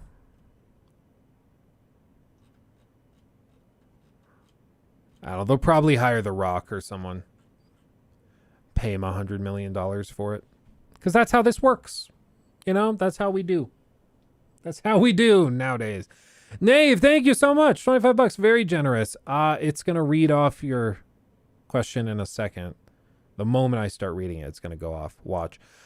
Yo, Luke, I just wanted to say that I found your channel a couple of months ago, and I can't stop watching. You seem like such a great guy, and I watch every video regardless if I like the game or not. Thanks for everything. Oh, awesome. Thank you so much, Nave. Appreciate you. That's very sweet. And $25. Very generous. Thank you so much. Now it goes off. YouTube, ladies and gentlemen. I'll be real. I've been really amazed at how much the channel has grown in the last 6 months. It's actually kind of amazing to me. Like, we've just casually seen it pop off, and it's been great. It's been great. Tons of new faces, very, very motivated, and like an energetic group of people. It's awesome. I'm 6'3", 385 pounds, so I'm basically built for Kratos. Sounds like it. I sing in a high tenor. I'm ready to go. I look like Gabe from The Office, you know. Nothing some cosmetics couldn't fix. Yeah, Nave did just buy me lunch. Straight up. Thanks, Nave. Appreciate you. I'll call Nikki. I'll be like, hey, get the coffee. But you said we needed to stop doing that because we can't afford it. Get the coffee. She'll understand what it means. It means to go get coffee. Do you regret leaving your full-time job in finance to come back to YouTube at all? Honestly, Rory, that's a very good question. I've said it many times, but in case you guys, we have somebody in here not aware. I worked in commercial real estate for a while out of college. And basically what I did is I sold apartment buildings to rich people and from rich people. And it was interesting, but I had an hour commute, more like an hour and 15, hour and 30, depending on traffic. Because they were redoing all of the construction on the highway, I-25, that I have to drive to Denver. So it was usually like an hour and 15 on average. But I would wake up at 6, out the door by 7, drive for an hour 15, get to work by 8:15, 8:30, start working at 8:30, work until probably 6:30. Because if I stopped working at 5, I'd get caught in the rush hour traffic home. So I wouldn't actually get home any earlier than if I just left at 6 or 6:30. So I'd work till like 6:30 and sometimes 7:30. And then I would drive back, get home at 8 or 9, maybe hang out with Nikki for half an hour, try to get like a YouTube video made or part of it made. And then I would go to bed, repeat the cycle, like go to bed around 1. I basically lived off of like 4 or 5 hours of sleep for like a year and a half, basically. And I don't know. It was nice because I really liked the people I worked with. I liked having a big boy job and getting to do cool stuff. But you got to do the thing with brokerage. You have to pretend like all of your clients are really smart, even though they're really stupid. Like there were so many rich people who were just dumbasses, but you had to pretend like they were brilliant because you needed them to sign the paperwork and sell the building with you, and then you needed to deal with them. There's one guy out of Fort Collins who's selling an old mansion that he owned. He had converted it into apartment buildings, and I told him, I ran the numbers, and I was like, the max this thing will sell for is 1.25 million. That's the max. And he said, well, I need 1.35. And like 1.25 was aggressive. Really, I told him 1.25, expecting to get an offer for like 1.1, and then we just do the deal and move on.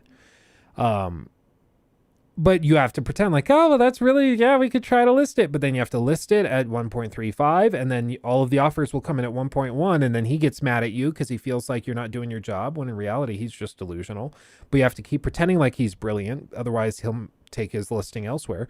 So, you know, you just have to suck up to some of the most toxic people ever. It's insane. Fresh, that would be funny. Thank you for the $5, by the way. I just like time and time again, there's just so many things that just drove me crazy with it. And then on top of all of that, you can make stupid amounts of money, but in order to make stupid amounts of money, you have to be a partner. And to get partner at the firm, you basically have to grind out and be miserable for like 5 to 10 years of getting kind of shafted on deals. So like I would bring a deal in, the commission would be like $100,000. My cut of that might end up being like $4,000 to $5,000. Now that sounds really nice, a $5,000 check, right? You get one of those to live off of every like 2 to 3 months. Not so nice anymore, is it? And you got to pay your own taxes on it. So you're not really making money for like 5 to 10 years. You might make like a decent living if you're really, really good at it. But there's a reason most people in commercial brokerage are rich or were rich to begin with, and then became even richer after the fact, because they could survive during that 5 to 10 year period of misery. The guys I worked with, Will and Elliot, very nice guys. Okay, maybe I should be careful. They were nice. They were smart and sharp. They came from worlds that were totally different from mine.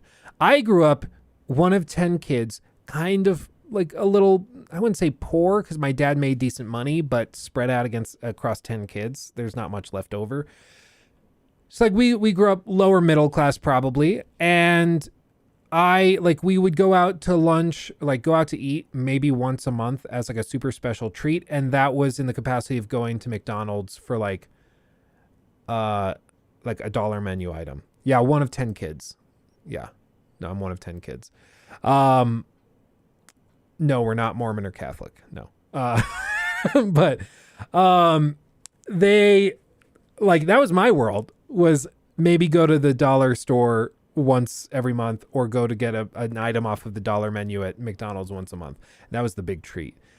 My buddy Will, his dad was like a lead prosecutor on the Aaron Hernandez case in Massachusetts, I think is where he was prosecuted for that murder thing. So like he came from money, and he would like casually, very regularly go on vacation to Martha's Vineyard with his family. He'd just disappear from work for like a week and a half.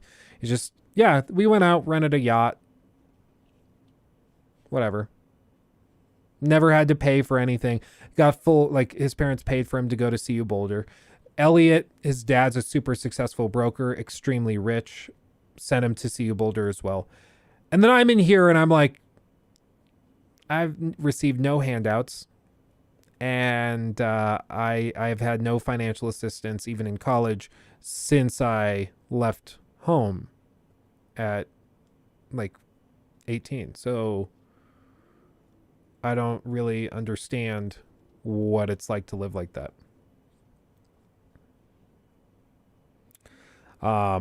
It was just like, it was weird. It was weird. And it was really hard to relate and to deal with it. So if I'm being real, like there are parts of it I miss. I miss being really busy and traveling all over the state and meeting cool people. But to be honest, that was like 1% of the job, and the other 99% of the job was pretty miserable. And now currently, I'm happy to report I'm making more now doing YouTube than I did when I was working in commercial brokerage. And especially with how terrible the real estate market is right now, I would wager pretty heavily that I'm making more right now than most of those brokers I worked with at the time. They made a killing last year, but right now I would guess that I'm making more than them because they're basically not doing any deals. Nobody's buying stuff or selling stuff, which is crazy. But I think it worked out for the best. So do I regret leaving that job? No.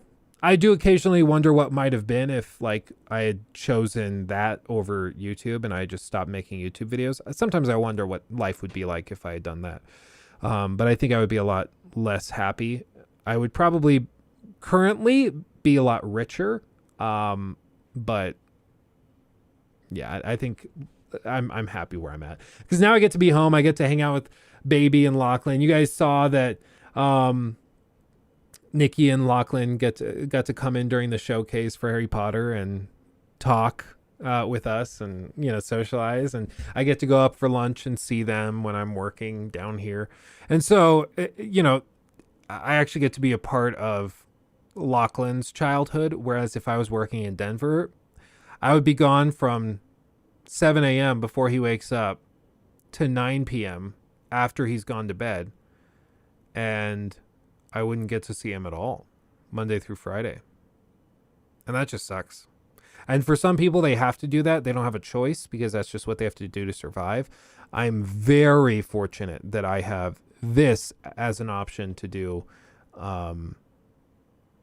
that, you know, is giving me the opportunity to stay home and work from home and hang out with Lachlan through his childhood a bit more. So, all told, no, I don't regret it. Hopefully that answers your question, Rory. Comprehensive answer. Thank you much. Appreciate your work. I appreciate you. Thanks for coming by. Thanks for being here. Being home all day is worth a pay cut, my man. Glad you get to do this full time. Oh yeah, no, and it's a little crazy how much stuff has started to pop off, and I'm hoping this coming year things pop off even more. So I, you know, I'm very Very thankful. We're saving a lot. Don't worry, I'm not doing the boogie thing. I'm not saving by buying crypto. We're actually investing in, like, I'm building an IRA account. I'm investing any extra money we have into paying off student loans and investing into an IRA. And I also have some treasury bills and stuff to start saving for Lachlan's college fund. So, and I figure if he wants to go to college, like, I'll pay for his college, but he has to pay for his living expenses. I feel like that's a good balance to strike so you don't end up raising a brat. Let's see. Would you be willing to read my script on Watch Dogs? Yeah, I think so. I mean, if it's like 50,000 words, I can't make any promises, but yeah, I mean, if it's a human size, I can deal with it. Are you buying apartment buildings or safe investments? Yeah, well, they can be. It depends what kind of stuff you do. Trust me, I know way too much about buying and selling apartment buildings for any normal human being. Eventually, I'll probably buy some apartment buildings as investments. I'd like to, at least. Because they can be good investments if you know what you're doing. But a lot of people, the problem nowadays with people who are trying to save money, it feels like either you have really rich people who know how to invest and they have tons of money, or you have the people trying to get tons of money who think that investment is just speculation and gambling. And so they just start buying, like, and selling calls and put options and speculating on quick flips and Airbnbs and stuff. And that's not how you become really rich. And people are losing tons of money. I read an article from the Wall Street Journal just the other day, and it said something insane, like in the last month, like 290,000 mortgages have gone belly up and are underwater now. That's crazy. But it's because they bought their house when prices were at their peak last year, and then this happened. You know? Oh my God.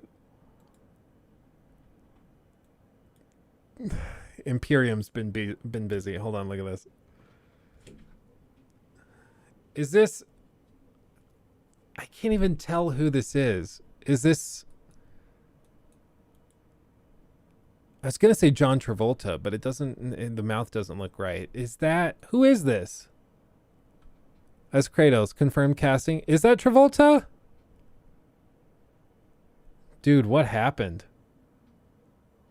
He looks so weird. I don't know. Sorry, man. John Travolta. Wow. Okay. Huh. My instincts were right. I just didn't believe it.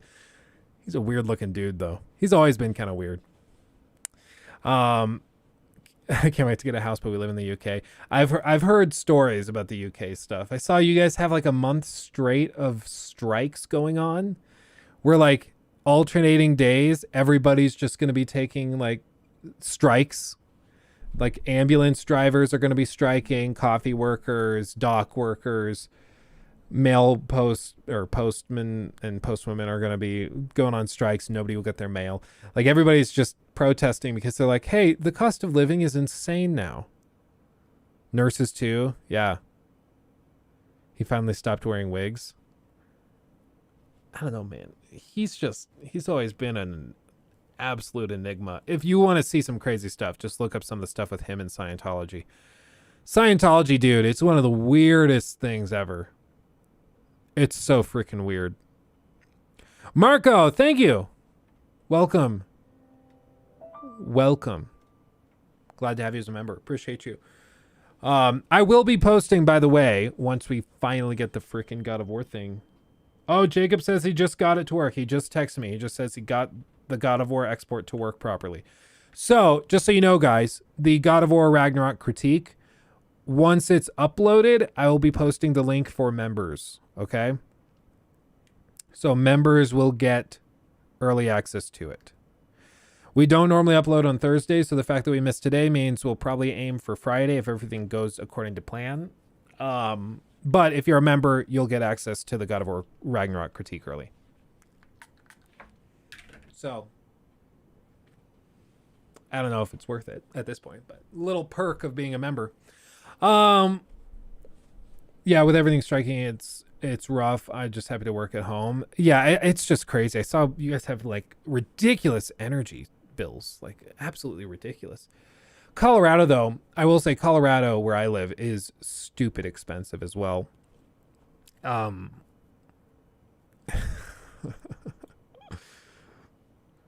Old school Luke. Look at that. Look at that youngster. Wow. Colorado's stupid expensive. Like, you can buy the average house here is like $650,000, and it's a piece of crap.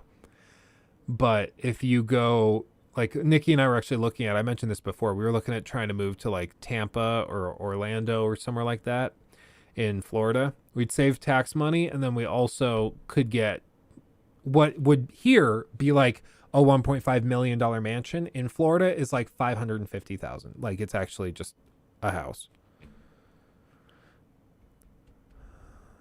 Yeah, up nearly $2,000 a year. Yeah, dude, that's insane. Had to move to upstate New York just to afford rent. New England as well is crazy expensive. Yeah, it's ridiculous. Like, there is a housing crash coming, but even like they're saying the max that we probably will see come February, March is like a 20% drop in housing prices. And that's not enough to make it affordable again. You know, like, that's not going to magically fix it. Wazid, thank you. Welcome to the Luke Circle of Champions. We'll come up with a name for it. I still haven't. I've got nothing. John, thank you also for the $5. Yeah, the world is crazy. I just won a 3-year battle with cancer. Congratulations. That's amazing. And now I'm on the other end. My big question is where to go from here. Yeah, that's got to be just like, holy crap. You just came out of a very dark tunnel, and now the world's before you. What do you do? I don't know, man. But that's freaking amazing. Congrats, dude. That's fantastic. Wow. Well, whatever stuff you've been dreaming of doing that you haven't been able to do, just chase it. There's always 1,000 reasons not to do stuff. You want to go to E3? Just go to E3. Figure it out. Make it happen. We'll do it. Jacob says it's uploading now. Also, thank you, Robert. Sorry I missed this. My notifications are turned off. But thank you, Robert, for the merch order. Appreciate you. John Griffith donated $5 through Super Chat. Yeah, the world is crazy. I just won a 3-year battle with cancer, and now that I'm on the other end, my big question is where to go from here. To the stars. I don't know. That's awesome, though. That's amazing. Jacob says, I just finished it. Okay, this is the whole text chain, okay, that Jacob just sent me. Jacob's my editor. He's trying to export the God of War Ragnarok critique, okay? What he said was, quote, I got it to work. It's nearly 100 gigabytes. Uploading now. My cock is throbbing. He really knows how to paint a picture.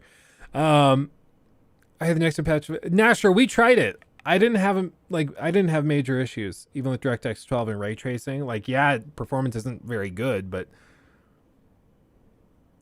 it's ray tracing. What did you expect, you know? Faye, will I ever revisit The Witcher critique now after the next gen update? I do think so. I've talked about it a long time. It's been like 5 years since I did the last video on it. I could see doing it again. I could see totally doing it again. So I think so. I'm just trying to figure out what the best approach is, but I do think I'll go through it again. And you know, it's tricky because Joseph Anderson has been working on his video for like 15 years or something, and maybe he's dead right now. Nobody's heard from him. It's really weird.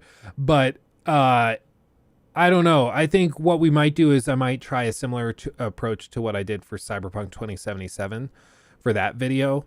And I think that could work. But I think probably at the end of the day, Joseph Anderson and I's videos will end up being fairly similar in approach. And so whoever posts it first is going to get accused, or the other person, whoever posts it second is going to get accused of copying the other. So it's kind of like a stalemate, sort of. But for him, like at this point, if he still hasn't gotten his video out, is he ever? I don't know. So I'll probably just start working on it. People are saying it's harder to run than Cyberpunk with Psycho RT.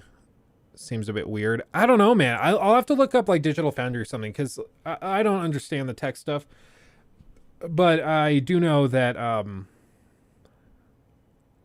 like we tried running it. We didn't have major issues running it.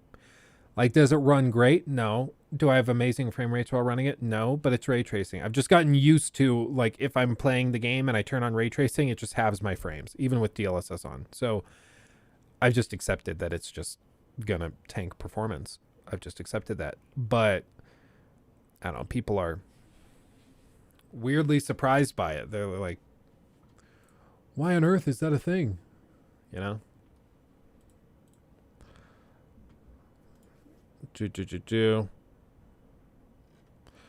Chat's catching up. Just a second. Come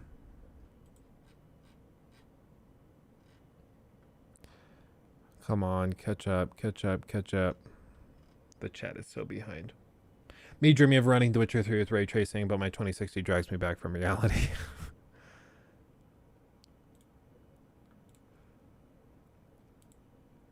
I wish I could. For some reason, I can't gift memberships. YouTube's got to figure this stuff out. It's super annoying.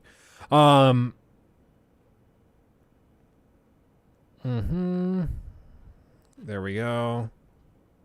Oh, I did see this thing that you sent me on the Tesla thing. Let me show you. Is this the latest thing you sent me? Is that what that is? Yeah, it is. Look at this, guys. This is funny. Tesla Model X and S get full Steam integration. You can play it on Steam Deck. If you can play it on Steam Deck, you can play it on a Tesla. A library of games you can play while sitting in a parked motor vehicle just expanded massively as the Tesla Model X and S now have full Steam integration. You can just plug in a controller and play games in your Tesla off of the built-in display. Do they say what the performance is akin to? Dog mode, no.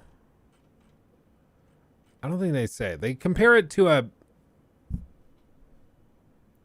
Yeah, so suggesting that any game that's been verified to work on Steam Deck will work on Tesla. Okay, so apparently, like, if the power level is akin to the Steam Deck, I guess it's something. Hound, you have a Tesla? Show off. I want a Tesla. I've been on the pre-order list for a Cybertruck for ages. Like for 2 years. I signed up for this thing before I could afford it. Now, I think we could afford it. It would be probably pretty financially irresponsible. But the thing is just, I don't know. In Colorado, I think it'd be so nice to have. But yeah, because my old Honda Accord could not handle the snow. It just really, really struggled. But this thing, you get the all-wheel drive. Ooh, baby. Due today, $100 to pre-order it. Yeah, I've had my pre-order in for 3 years now. Still no word. Rivian's the way to go? I don't know. I'm worried about Rivian going belly up, if I'm being real. I'm like actually worried about that. MKBHD. Oh, it's this guy. This is the guy they had on the show last time. There's no freaking way they would ever invite me to be on one of those things. I don't think they're going to send me any review codes or anything. Almost exclusively because I tore the game a new one. Or I tore the collector's edition a new one. MKBHD Cybertruck. He did a tour of it. Like, have you guys seen this thing? Yo, what's up, y'all? Marquez here, and I had a bit of extra time for something that I'm out here in LA for. So, while I was here, I decided to go stop by the vehicle setup, including the 2019 Cybertruck prototype. Essentially the one... So this one that they brought on stage and smashed the windows of, this is the one they have at this display. When it was first revealed a couple years ago. So, this is my second look, a closer look at this thing. The first time was very much rushed and from afar and at night with a press event, so this is a nice refresher. So now, we've seen this before, and a lot of you might remember most of it, but seeing it up close, I was able to notice a couple smaller things too. So This panel at the back left, I think, is most likely covering up what would be a charging port, so I didn't see that before. I don't know, man. I think it looks handles badass. Are these Some people hate it though. Yeah, favorite. Yeah, you hate it. Like the body style of the Model S. Some people I do. assume they'll motorize out. It's the one thing that breaks a lot on a Tesla Model S, but it's great for aero, so there's that. And here's a closer look at the yes, Rocky. Yes. We are actually like coming out of the insanity of the review period for December. So now we're actually at a point where I think we can do it maybe tomorrow night. Do you want to just do it tomorrow night? Members stream tomorrow night? We could do that. We just boot up. We could play something. I don't know. Overwatch. We've been playing a lot of Overwatch. Overwatch could be really fun. Overwatch, Naraka. We've got a bunch of options. So yeah, member stream tomorrow night. Let's do that.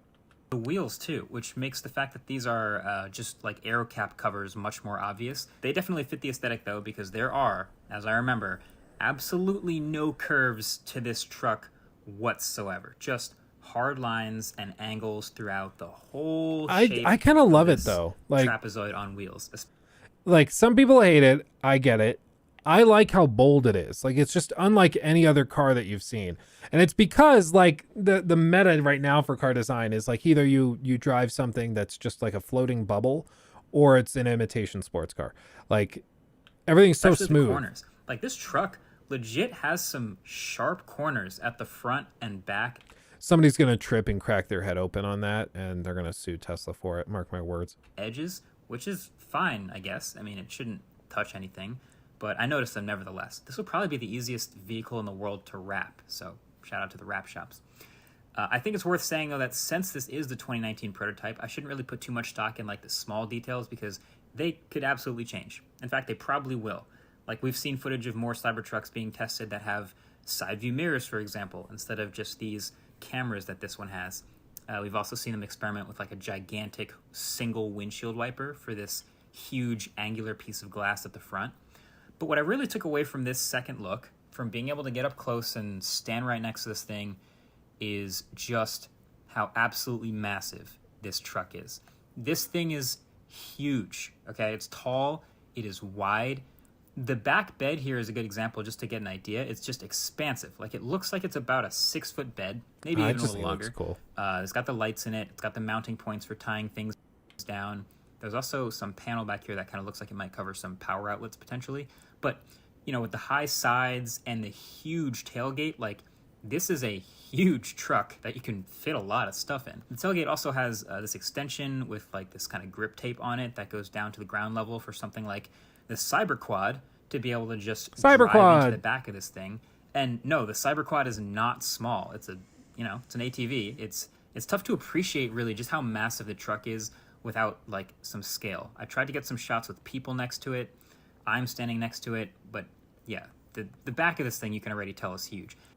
The problem is that Tesla has announced this and it's been a thing for ages. Like this has been out there for a while. This isn't an unknown quantity. And when they announced the Cybertruck, it was like new, it was hip, it was different. Yeah, I see you can't even find it. You have to go to this tab to pull it up. But nowadays, like they have a new F-150 that's a like electronic truck. And like Hummer has electronic Hummers. And every Mercedes-Benz has their own electronic vehicles. And they're getting them out and they're mass producing them. Build quality is great. Apparently Mercedes has some pretty impressive AI stuff for self-driving. Like Tesla is not the front runner that they were even 3 years ago. There's way more competition now. And I don't know, man. I think it's really concerning that they have nothing to show for it after all this time. Like Rivian came along. Rivian put out their truck. I don't know.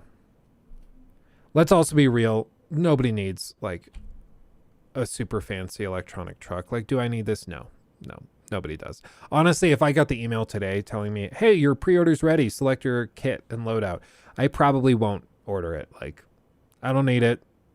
I would rather spend the money that I would spend on this, like paying down student loans. So I'll just do that.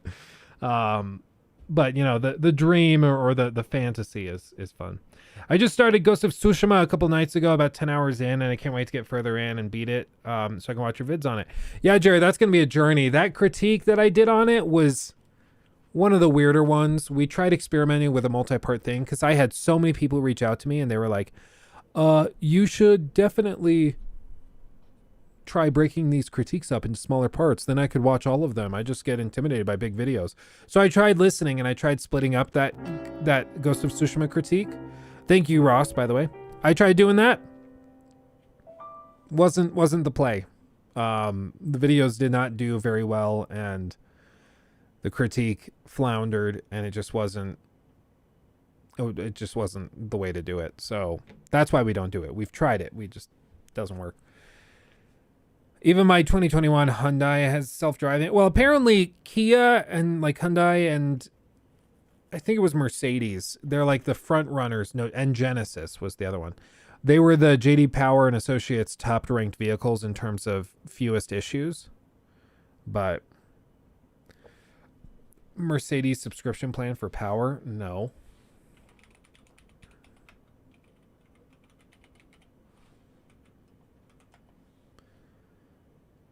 To go faster. Wow. Oh yeah, subscription plan for heated seats. BMW, every time I hear about BMW stuff, I just hear that they break all the time. It sounds like it just is a mess. Raise that by an order of magnitude or two. The Drive uncovered an acceleration increase service on Mercedes website that's coming soon to EQ electric vehicles. The acceleration increase is a $1,200 a year subscription plan. Wow. How much are these cars that they want to charge you another $1,200 for?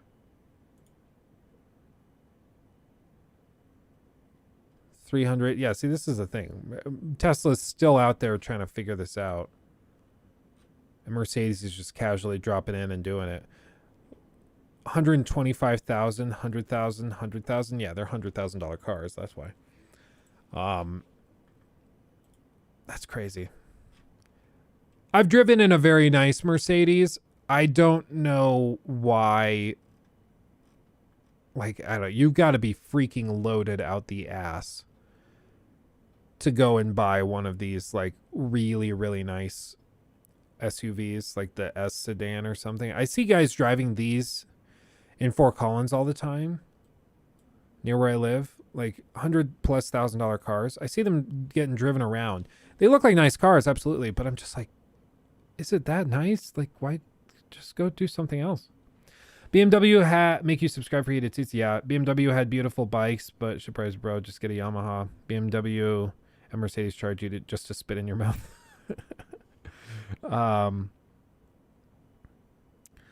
Hi, Luke. How are you doing today? There's a rumor by a reliable source that says The Last of Us 3 is in development at Naughty Dog. You should send me a link to that if you have a link, because I've not heard that. Part 3. Rumored to be in production. The Gamer comic book. Let's see. Viewer anon. If you don't get a screener link to The Last of Us in 10 minutes, I'm going to have to drop a scoop. It's not blackmail. I'd just be too busy watching to tweet. Well, I'm not watching anything. So Dr. Uckman's next game is The Last of Us Part 3, which is currently in production at Naughty Dog. Is this guy well known? I don't think I've heard of him. With all that said, it should come as no surprise that they want to make another one. Twitter user and insider viewer Anon has claimed... Okay, how do I turn this off? We've highlighted, disable, highlighter. Okay. Claimed that director Neil Druckmann's next game is The Last of Us Part 3, and it's currently in production as we speak. It's also expected that Factions, the multiplayer spinoff for The Last of Us, will arrive first. It will be a few years before we see The Last of Us 3, but it's coming. The status of Naughty Dog's supposed new IP is also unknown, and viewer Anon claimed that a different studio is working on a reboot of Uncharted. Does anybody know who this guy is? Is this guy actually reliable? I don't know. What people have suggested, and what seems like the easiest thing to do, is to do a prequel of what Joel and Tommy did in the time between Sarah's death and the discovery of Ellie. That I think actually could work if you told that story. And I'd be interested in that.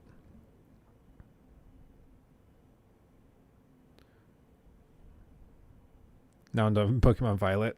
Wish me luck. Good luck, my friend. I've heard you might need it. Luke, I'm going to play The Witcher 3 for the first time. Any Epic Gamer tips and tricks? Honestly, Kanye, I know it might sound like a try-hard thing to say. Play it on Death March. The hardest possible difficulty. Not because, like, the combat being harder is going to, like, totally change your experience. Simply because all Death March does is it expects you to play the game using all of the tools. So using oils, making sure you have your proper equipment loaded out. It just forces you to use everything. Upgrade your potions, craft different potions, all of that. That's all it does. So it's not like, you know, God of War Give Me God of War, where enemy health pools are huge and ridiculous. It's not like that. All it does is it expects you and it balances accordingly to you using oils and stuff. So if you want to play the game and get the most out of it, play on Death March. You'll use all of the oils, everything like that. It won't honestly feel that difficult, if I'm being real. But it's because every time you start to get stuck, you're going to go find oils. And then all of a sudden, like, oh, I'm fighting a vampire. Let me get a vampire, whatever, oil on my sword. Oh, the fight's easy now. You know, stuff like that. So you'll start to get on it. It's funny you say that, Nasher, because I was going to say the difficulty curve gets steeper later on. I just started Death March on the PS5, and I had the opposite experience. That's interesting. I think that finally wrapping the series up and finding a cure, as well as finally giving Ellie her wish of having her life have meaning, should be the way they should approach part 3. It could be interesting if they take the approach of actually having a happy ending. Imagine that. I don't know, though. I think Naughty Dog at this point, they're just so good at the dark, gritty, gory, gross stuff that I don't know if they need to.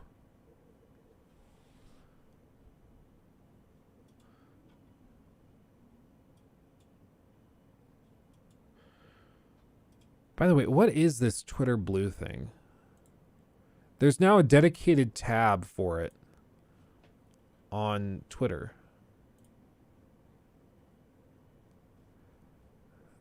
Rocket to Stop replies, mentions, and search.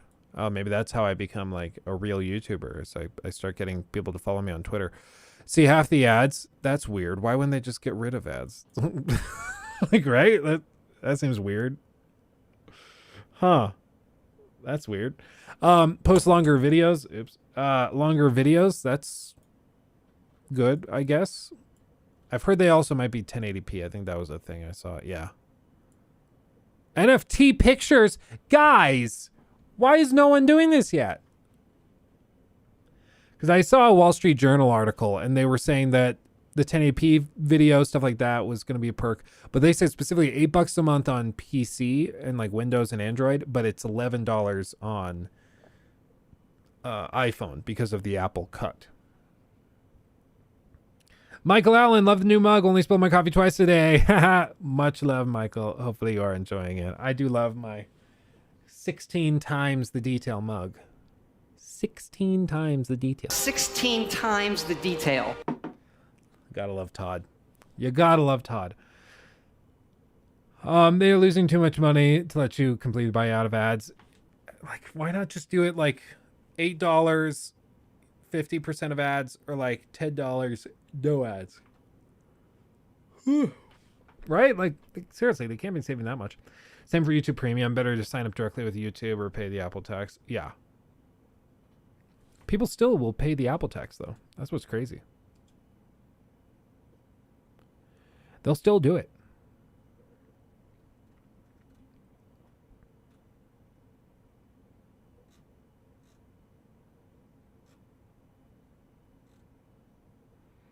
$16 times the detail. Okay. I paid the Apple tax because I'm lazy. You rebel. Apple is being forced to have side-loaded apps now. I didn't know Apple had tax. It's that they take a 30% cut of everything bought through App Store things. Every once in a while, I'll check on these profiles to see, like, if any of them are people I know. Oh, at Clemson. I know somebody who went to Clemson. That's cool. Most of the time, I don't recognize them. I try. So movies are all $13.99 because $3.99 are cut. Yeah. Yeah. They price it that way so that they still make their flat fee. But it's because, like, Apple's App Store, like, how much profit did the App Store make? Worldwide gross app revenue of the Apple App Store. No, this is revenue. I don't want revenue. I want profit.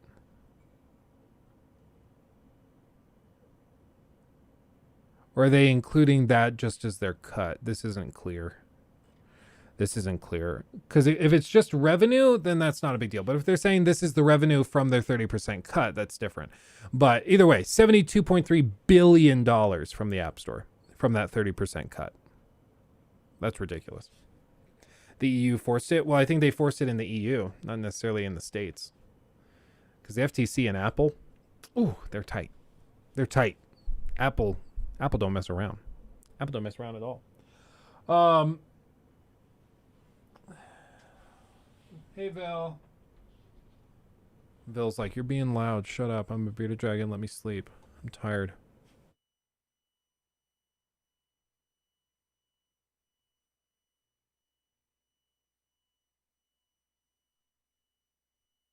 Yeah, Ellie's trending. It's just an aquarium. In Seattle.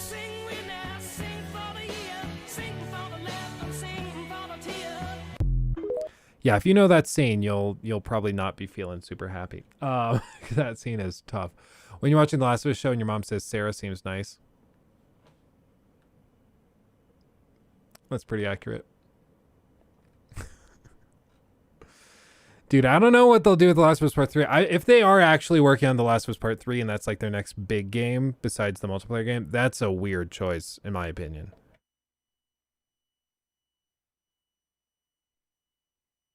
Like, it just seems like...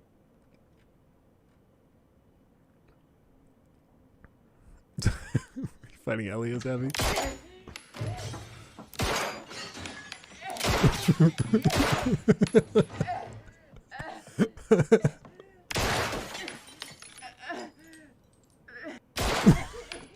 That's pretty accurate, actually.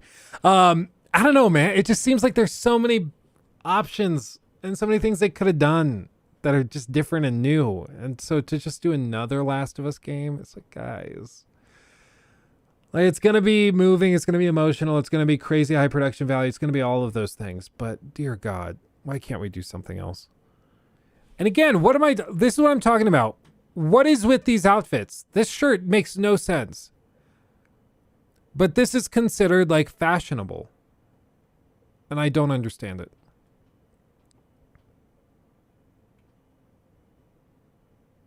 It's like apparently buying oversized clothes now is fashionable. This is like what people do. They all look homeless, don't they? This guy Troy Baker looks like the reverend that is going to lead them to Christ. This guy looks like a used couch salesman. Bella looks like a very formal mouse. And then... I'm so sorry, I can't remember her name. I can't remember what her name is. Anyway, she looks like a homeless roadie who's really into Alice Cooper. Ashley Johnson? Ashley Johnson.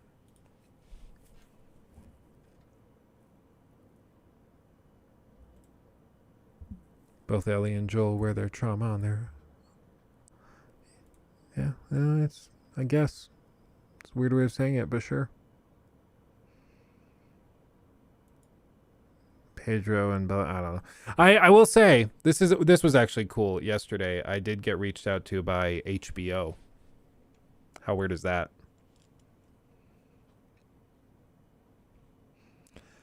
I can't say why, but I did get reached out to by HBO. That was like one of those moments where I saw the email come in, I looked at my phone and I set it down. I was like, did we just make it? Like, have we made it? Is this where we're at? HBO is talking to us now? It's weird. I'm not complaining. It's just like it took me back. I was like, huh, well, that's cool. Jacob needs to sleep. Everyone in chat, tell Jacob to sleep. He sent me a text at 5 in the morning today. You need to go sleep, Jacob. Luke in The Last of Us. I'd be okay with that. Luke movie review of The Last of Us. Oh, we'll try that. I respect it. Jacob, go to bed. Thank you, Imperium. See, Imperium listens to me. My room smells like garbage, so I gotta clean it first. Oh, I just need to put Jacob down. He's been going too long, too hard. Luke gets to interview the cast. I don't know. At this point, like, I get it. I'm not the frilly, goofy, giggly type to just blindly hype things up. So I get why they might not come to me to hype up their game. Like, I get it, you know? Like the fanboy that they had on for the freaking Hogwarts showcase. Like, he's just giggling his mind off about all this random stuff that they're showing off. Like, I couldn't fake that. I couldn't do it. We're like, oh my god, it looks so cool. Wow. Maybe if it's a Witcher 4 showcase, yeah, I could see doing that. But I think I'm too skeptical in general to do that. Donkey did a Donkey Kong Country video. What? Last of Us 2 before Metal Gear Solid 2 and Donkey Kong Country 2 took the main character of the game and said, nope, you don't get to play as that guy, even though the name of the game is Donkey Kong Country. And you know what? You don't get to play as Diddy Kong now. Go play as Baby Kong. No, you know what? You don't even play as monkeys anymore. Now you're a fucking elephant. Even back in the 80s, Donkey Kong was flipping the whole script on this weak-ass industry. The arcade sequel, Donkey Kong Jr., had you going up against Mario, who was now the villain of the game. But in the 90s, Nintendo was shipping DK all the way off to England, where Rareware was going to revitalize the baboon for a new generation. Donkey Kong Country. When two real gamers see each other in the street and they start talking about real games, this is the games they're talking about. What's stupid about this game is that they put this song right at the start. Donkey Kong Country has always had amazing music, though. Jacob knows the whole rap from which one is it? The Donkey Kong rap. I forget what it's called. But yeah, he knows the whole rap. Why would I even play any levels when I can just listen to this song already? Funky Kong going crazy. Yeah, it was DK64, that's right. And then some fucked up guy comes in on the piano and he says,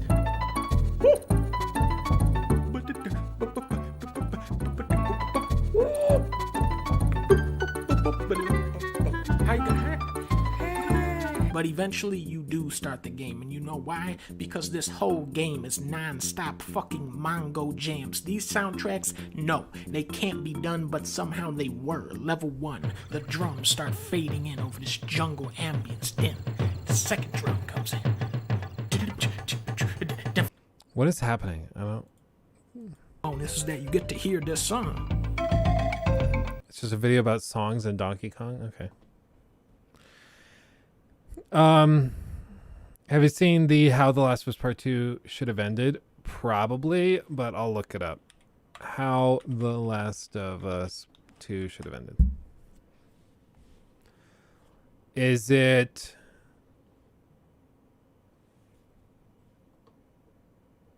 this one?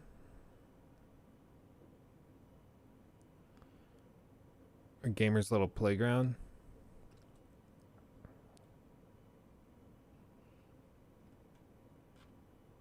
Maybe if I just look up meme.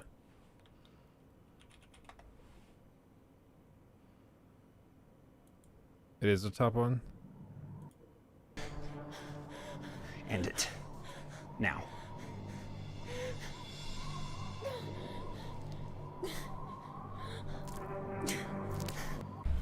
I'll skip past this so Google doesn't get upset. We should cut this out before somebody gets hurt. You're right. I'm sorry. That's okay. I apologize for what I did to the Fireflies. I accept your apology. I'm glad we stopped before something bad happened. Agreed. If recent years have taught me anything, it's that actions have consequences. I know that now. I'm glad you've learned a lesson. At least we stopped before one of us did something we'd end up regretting. Totally. It could have led us on a really dark path. Goodbye. Stay safe out there.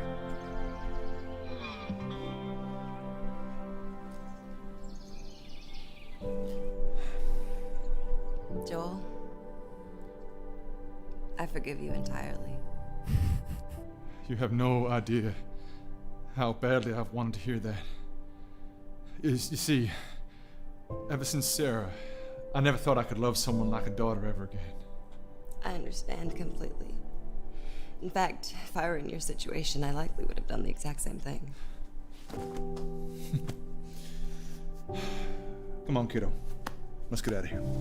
Guys! We found the cure! Yeah! Yeah! I did it! What, are you kidding? Well, we did it. It was a team effort. What a day. What a damn day.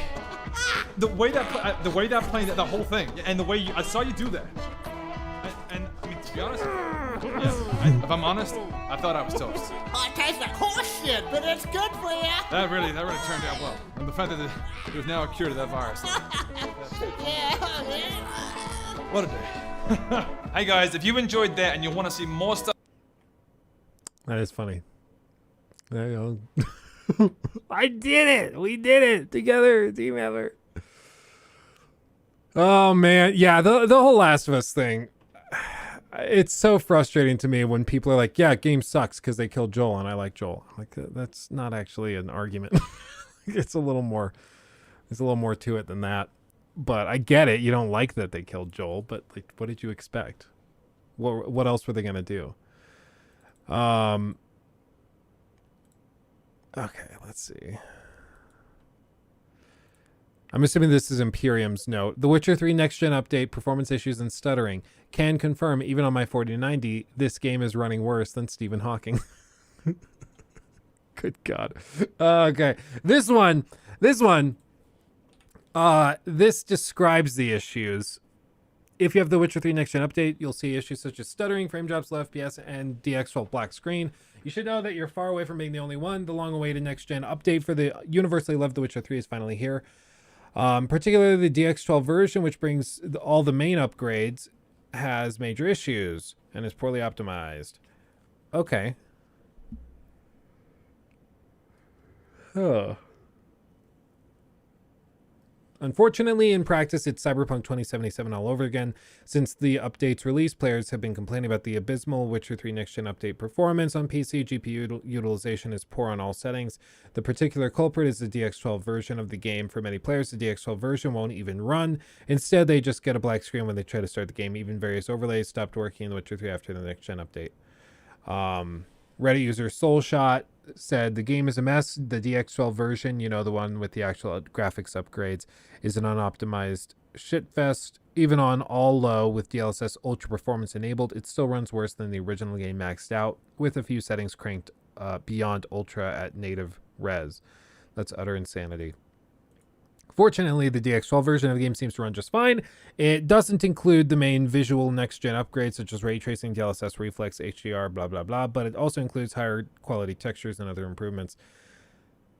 Interesting. I don't know, man. It just sucks that they spend all this time. They didn't show off the footage for ages. And I told you guys in that video I posted before this went public, I said I tried to get a PC version of the game to test, and they would not give it to me. They gave me a PS5 code. They said that's available, but the PC code, they told me I think they said it's just really low. We have very low numbers of codes to give out. So that's weird. Normally PC codes are the easiest ones. Occasionally it'll be, you know, the console version of the game is more accessible, but usually PC codes are easier. But I don't know.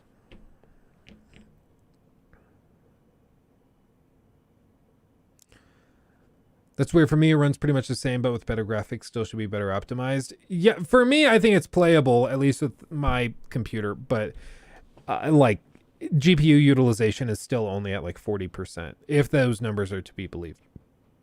And that's bad. I mean, that's ridiculous. Just another CDPR release to sit on and wait. I mean, but it's also free, so like, just play on DX11.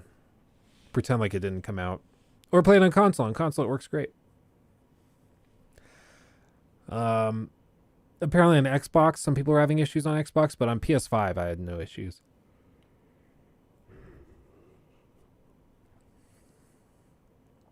I have a 2070 Super and it runs fine. Yeah, I think it's mostly ray tracing stuff with DirectX 12 people are running into issues with. You can't make new saves after the update. That's a problem. That's an oopsie. That's a big oopsie. That's not good. Would you recommend starting a new save file or continuing with the one that's like 10 hours in? I don't think it matters. But once you save in the new generation or the next gen upgrade, you cannot open that save in a previous version of The Witcher. So you can't open that with like DirectX 11, I don't think. So it's like a whole thing. What do you want to see in The Witcher 4? Better movement animations are probably the main thing. I would like to see better facial animations, but I mean, even if they made this in the engine that they built Cyberpunk in, as long as it runs well, I'll be a happy camper. But people forget, like, they act like Cyberpunk is like a one-off weird release, but The Witcher 3 launched super broken. People forget, but like, Roach would randomly teleport on top of buildings. You would randomly get hard crashes. There were tons of bugs. The reason I think The Witcher 3 became so beloved was not necessarily because The Witcher 3 came out of nowhere and just blew everybody away. Initially, it was well reviewed, but most people, I think, played it after they were disappointed by Fallout 4. And then they heard great things about this other RPG. They played The Witcher 3, and it was amazing. But that was after almost a year of updates and patches. So they came in when the game was fixed and thought that the game was always like that. And they said, CDPR, they're the people's developer. They've got it figured out. But it was like, they launched it pretty busted. And then they fixed it. But like, they launched it pretty busted. They're not different than that now. And I think that's the same thing that we're seeing here.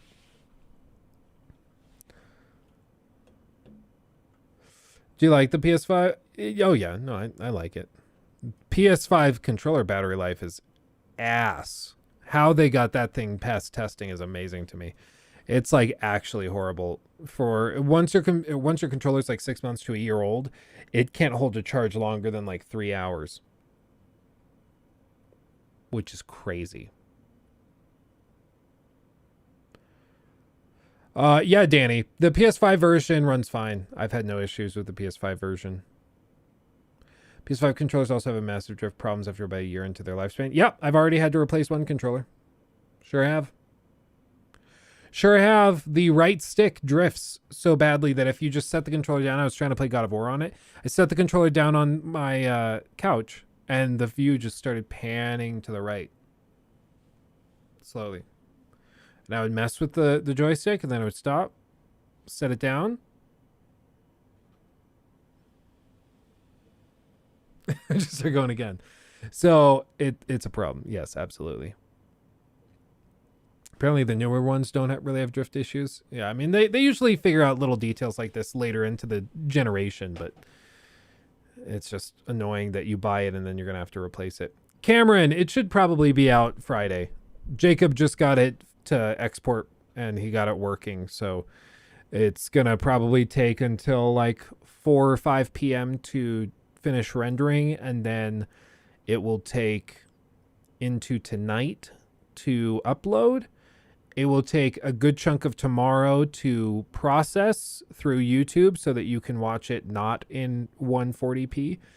And then after that, we'll probably go live Friday. I will say, though, like I said earlier, members of the channel, if you're a member of this channel or the Luke Stevens main channel, you'll get early access. So I'll post it as a community post so you can play it early or watch it early. It's going to be a big boy. It's almost exactly 420. How here, just through the community post. So in the community post, I'll link the video, but the link, like the post will be privated behind membership. So we'll do it like that. Kind of like we did on Patreon back in the day.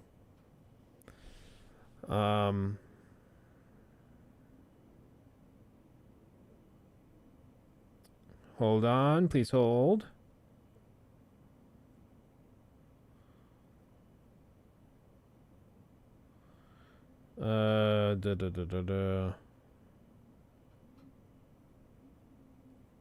Sweet. Funnily enough, it's a follow-up about that HBO thing. What makes YouTube better than Patreon for donations? Favorites.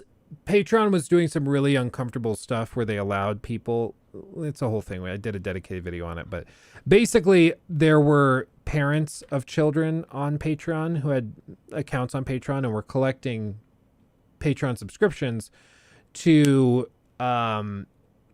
basically allow those people who paid for it to get access to pictures of their kids in like swimsuits and skimpy outfits, modeling and stuff like that. It made me extremely uncomfortable. Once I heard about it, I looked it up. It's a real thing. And Patreon is like, well, as long as the account holder is over 18, it's an adult account.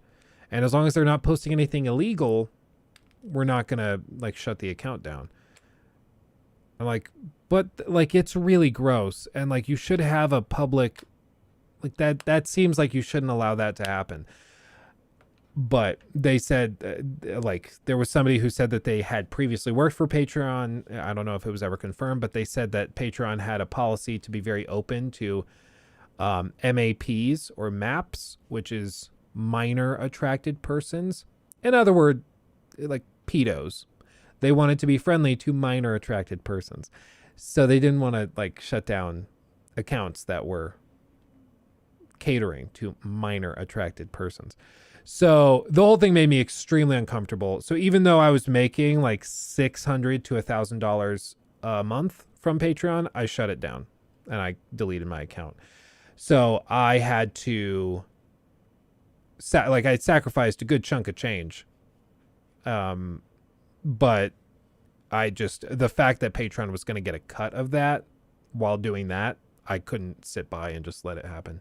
So I canceled all of my stuff. And so now, even though I think Patreon is the better option in terms of the tech that they have and the infrastructure they have and the name brand recognition that they have, I just don't want to be part of it. We still need the Discord tiers. Yes, we do. Discord takes a pretty meaty chunk of it though, which I had a conference call with some members of Discord corporate and they were willing to like negotiate a little within like 5 percentage points, but not much. So I don't really know what to do. Like at this point we can do the Discord tiers, but like I'm trying to find value for that. Like it feels like we're going to get a bunch of like differentiated groups. We'll have Discord members and then we're going to have YouTube members and we'll have people who threw donations over on LukeStevensTV.com when buying merch, because you can add in a donation if you want on top of your merch order, things like that. But I don't know. I'm just worried about having like 15 different things where people become members. It might make more sense to just have one thing, you know? I don't want it to be super fractured. Let's see. But yes, there is a Discord. There is a Discord. Yes.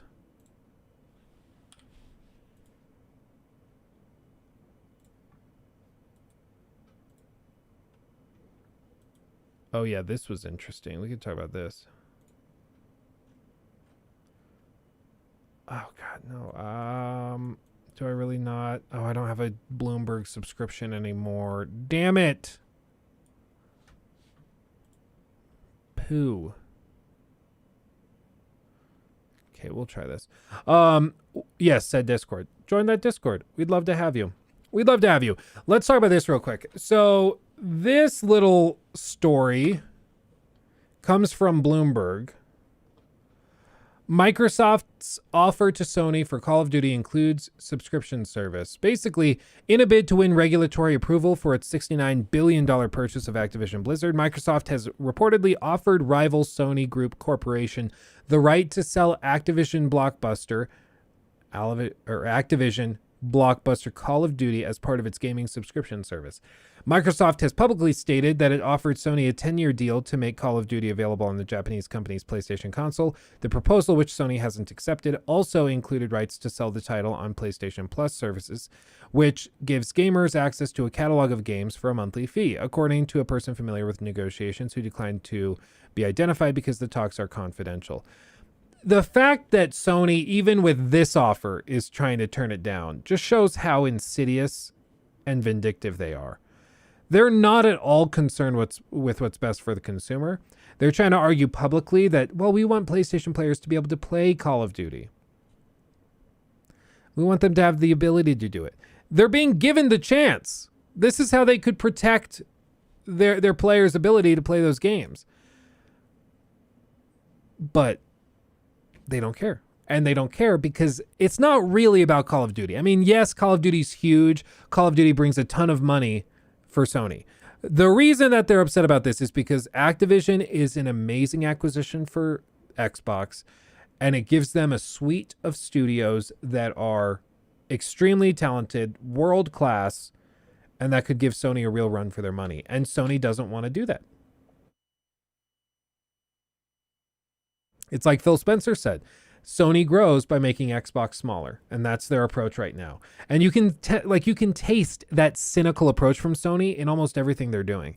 Jim Ryan, everything he's doing has that little bit of cynicism tied into it. He just has a very negative view of the industry.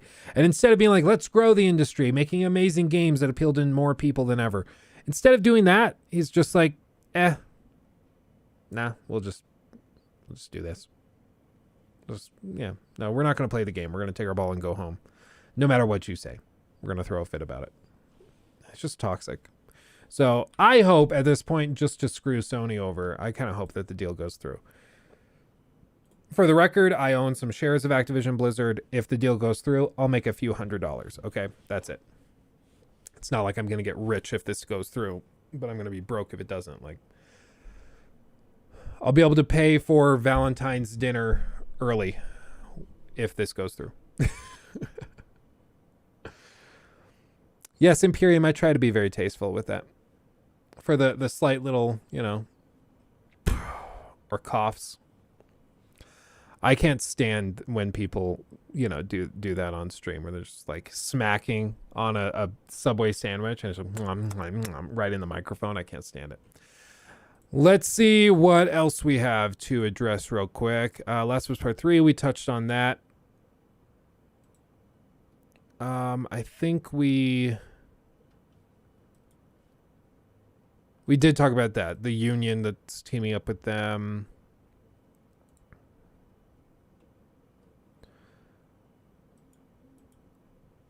Resident Evil or Silent Hill. Oh, interesting. Yeah, we could try that maybe for the iTrides. Let's see. PlayStation 22 wrap-up will be available until January 13th. That's a thing. Dawning returns to Destiny 2 today. This is me pushing you towards the game. You want me to play the Destiny 2 so bad. Oh, this is funny. Insomniac writer accidentally confirms Spider-Man 2's release date, then deletes it. Dude, it's when they delete it. That's the funniest thing to me. They're like, oh crap, and then they delete it. Or probably what they did is they posted it. They got a text from their boss or a coworker and was like, that's not public info. And then they frantically deleted it in a cold sweat.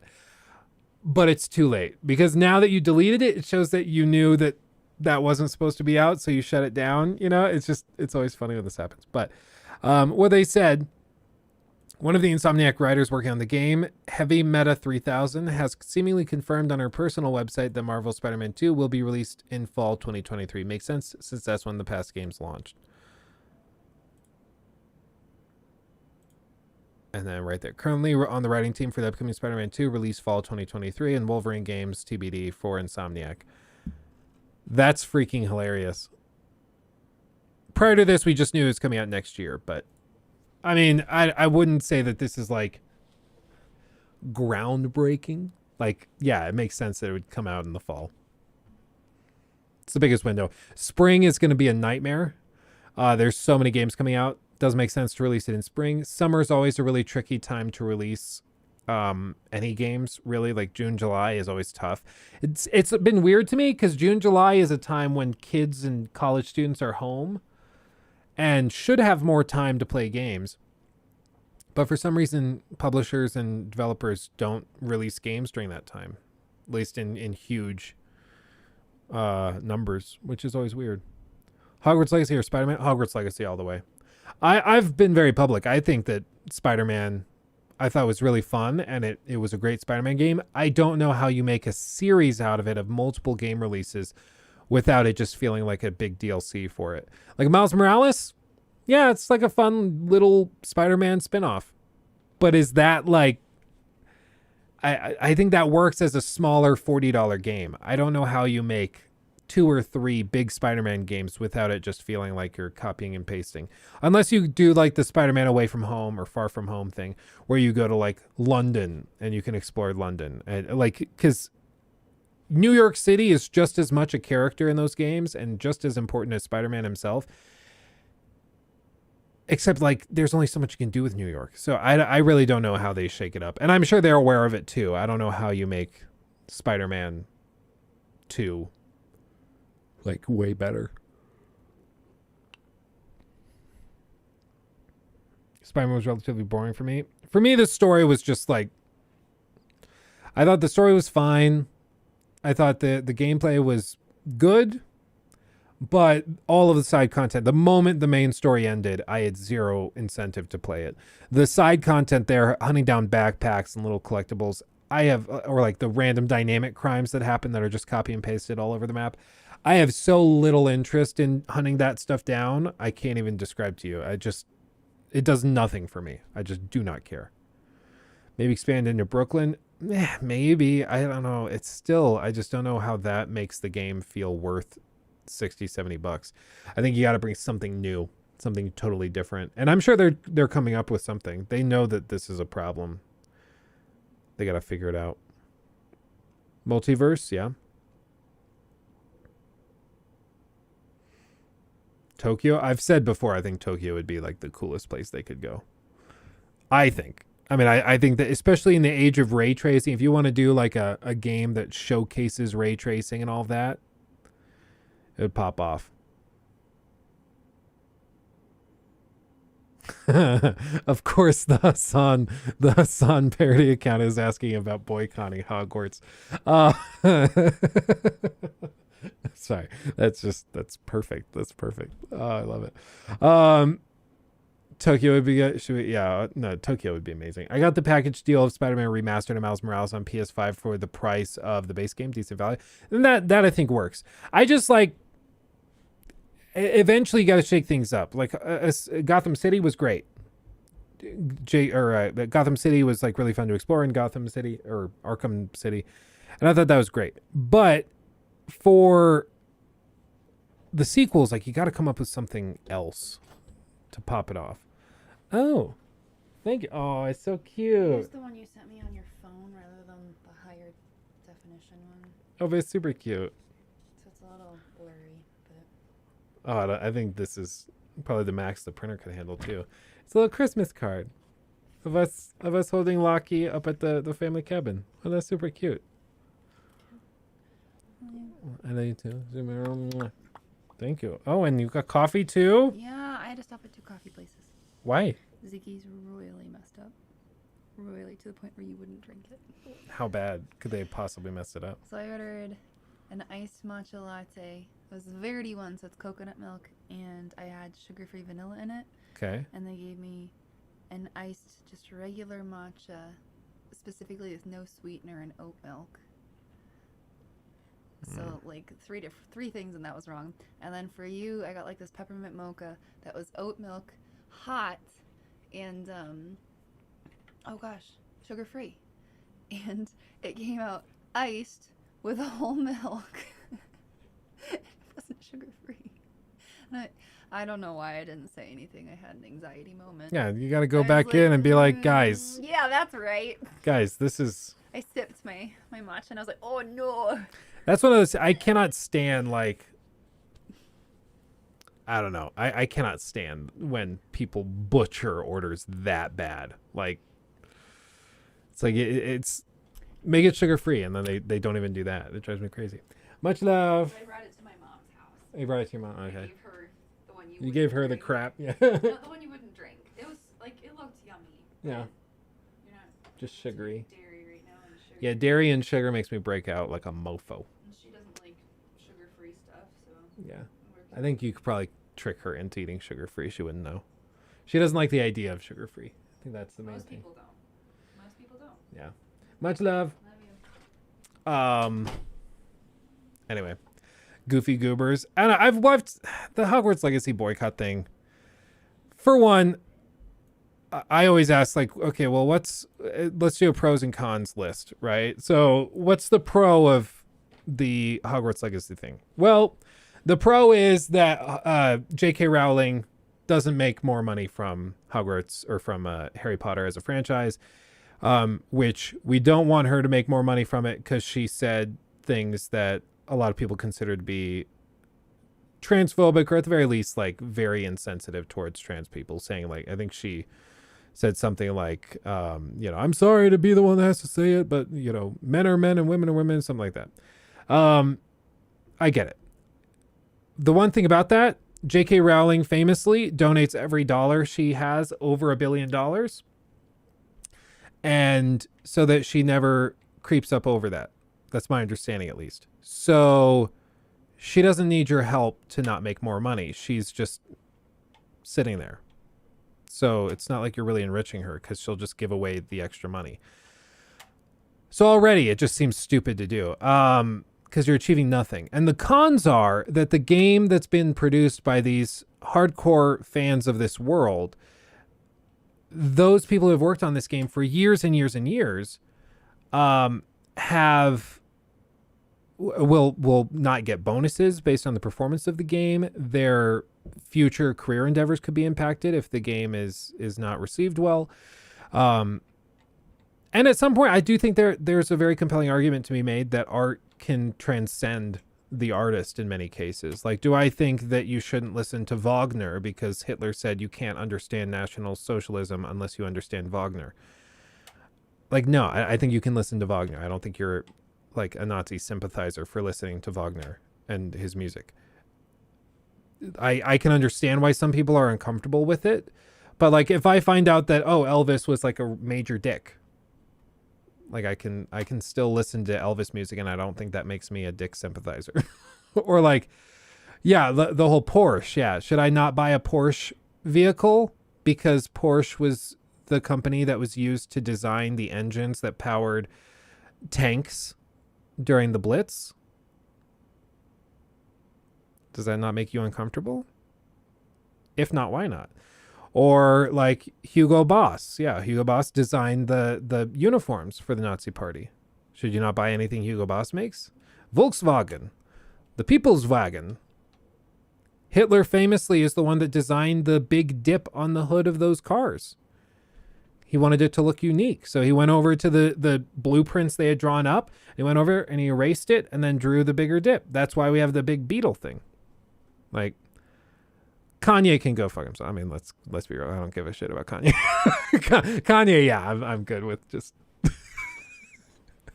I don't give a crap about Kanye. But anyway, Disney, yeah, Walt Disney was famously like pretty anti-Semitic. Like, I think at the end of the day, if you want to start playing the boycott game, I'm not going to call you like a bad person. I don't think you're being, I don't think you're being unreasonable for doing that type of thing. If you feel morally convicted to do it, following those moral convictions, absolutely. But I do think if you're going to be intellectually consistent, you're going to start boycotting pretty much everything because there's no way to ever stop.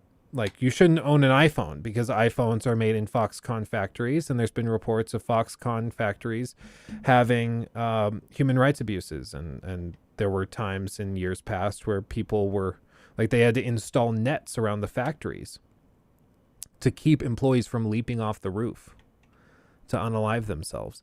Like, but you're probably still going to tweet out how you're going to boycott Hogwarts Legacy from your iPhone. You know? So it just, if you're going to do it, props. I applaud your moral conviction, but be consistent. And if you're not going to be consistent, then I'm going to call you out for it and make fun of you. So yeah. Boycotting something that is actively benefiting bigots is very different from boycotting something because of its history. Well, and that's like, again, I think it all comes down to weighing pros and cons. I think my answer too sensitive. I think for specifically J.K. Rowling, like I don't give a crap about J.K. Rowling. Like who cares about J.K. Rowling? Nobody cares about J.K. Rowling, right? Like, nobody gives a crap. But I think you'll harm a lot of people who have just been working their asses off at this studio at Warner Brothers Montreal to get this game out. A lot of very impassioned people. I don't think people are bad or there's something wrong with somebody because they like the world of Harry Potter. And more generally, I just don't like this Puritan attitude where like a few moral arbiters dismiss whole categories of entertainment and media because like somebody who is directly involved in its production was a creep or a perv or whatever. Like again, it just gets really messy. So yeah, but it's absolutely a tricky thing. It's very tricky. And like I said, if you don't want to buy Hogwarts Legacy because J.K. Rowling will get a cut of whatever profit it is, even though she's going to immediately get rid of it. I don't know what groups somebody asked, like, what if she's donating it to, a hate group? Yeah, I think that's like an actual valid concern. I don't know where she puts the money or where she donates it to, but that is a valid concern to bring up here. But what she said wasn't even that bad. I think like it's been a while since I looked up what she said specifically, but she's definitely no Kanye. Okay, whatever his name is now. Like Kanye is one of those people who clearly, it's not that he has like an unpopular opinion or like that he's saying something that's like some people agree with, some people disagree with, that like, you know, there's commonly whatever. Like what Kanye said was outrageous. Like everybody, even Kanye fans are like, oh no, he's lost it. he's gone. he's out there, you know, he's way out there, out to sea. Yeah, it's just, he's on another planet. It's my take on Hassan. I'll be real, I just don't get Hassan, but I don't get most streamers. I'd probably be more successful if I understood what made them successful. I just don't get I just don't get Hassan's appeal, but I also don't get the appeal of most big streamers. I watch them and I'm like, why? Like XQC. I don't understand why XQC has a huge following. I just don't get it. I don't get it. What do you think South Park will do with Kanye West now? You know it's something. Oh, they're going to come up with something. Or they'll brainstorm some way of just giga trolling him.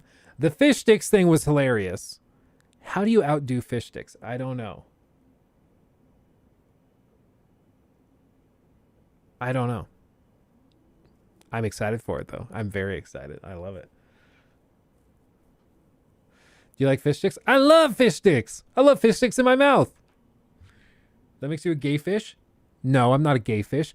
I'm a mother trucking voice of a generation. Okay? I'm a genius. So something about fish sticks has a connection to me being a genius and the voice of a generation. XCC's a gambling addict. I don't know. I just don't get it, man. Like one of the biggest guys, I don't like a lot of the big streamers I struggle to relate to. Like especially when they come in and they have like the really crappy setup and then they go outside and take a picture of their McLaren. Like they're trying to play it up that they're just like you and that they're just a dude playing video games, when in reality, they make more money in a year than you'll make over the course of a decade. Honestly, well, actually, I should clarify. They make more money in a month than you'll make in a decade. That's like, it's ridiculous.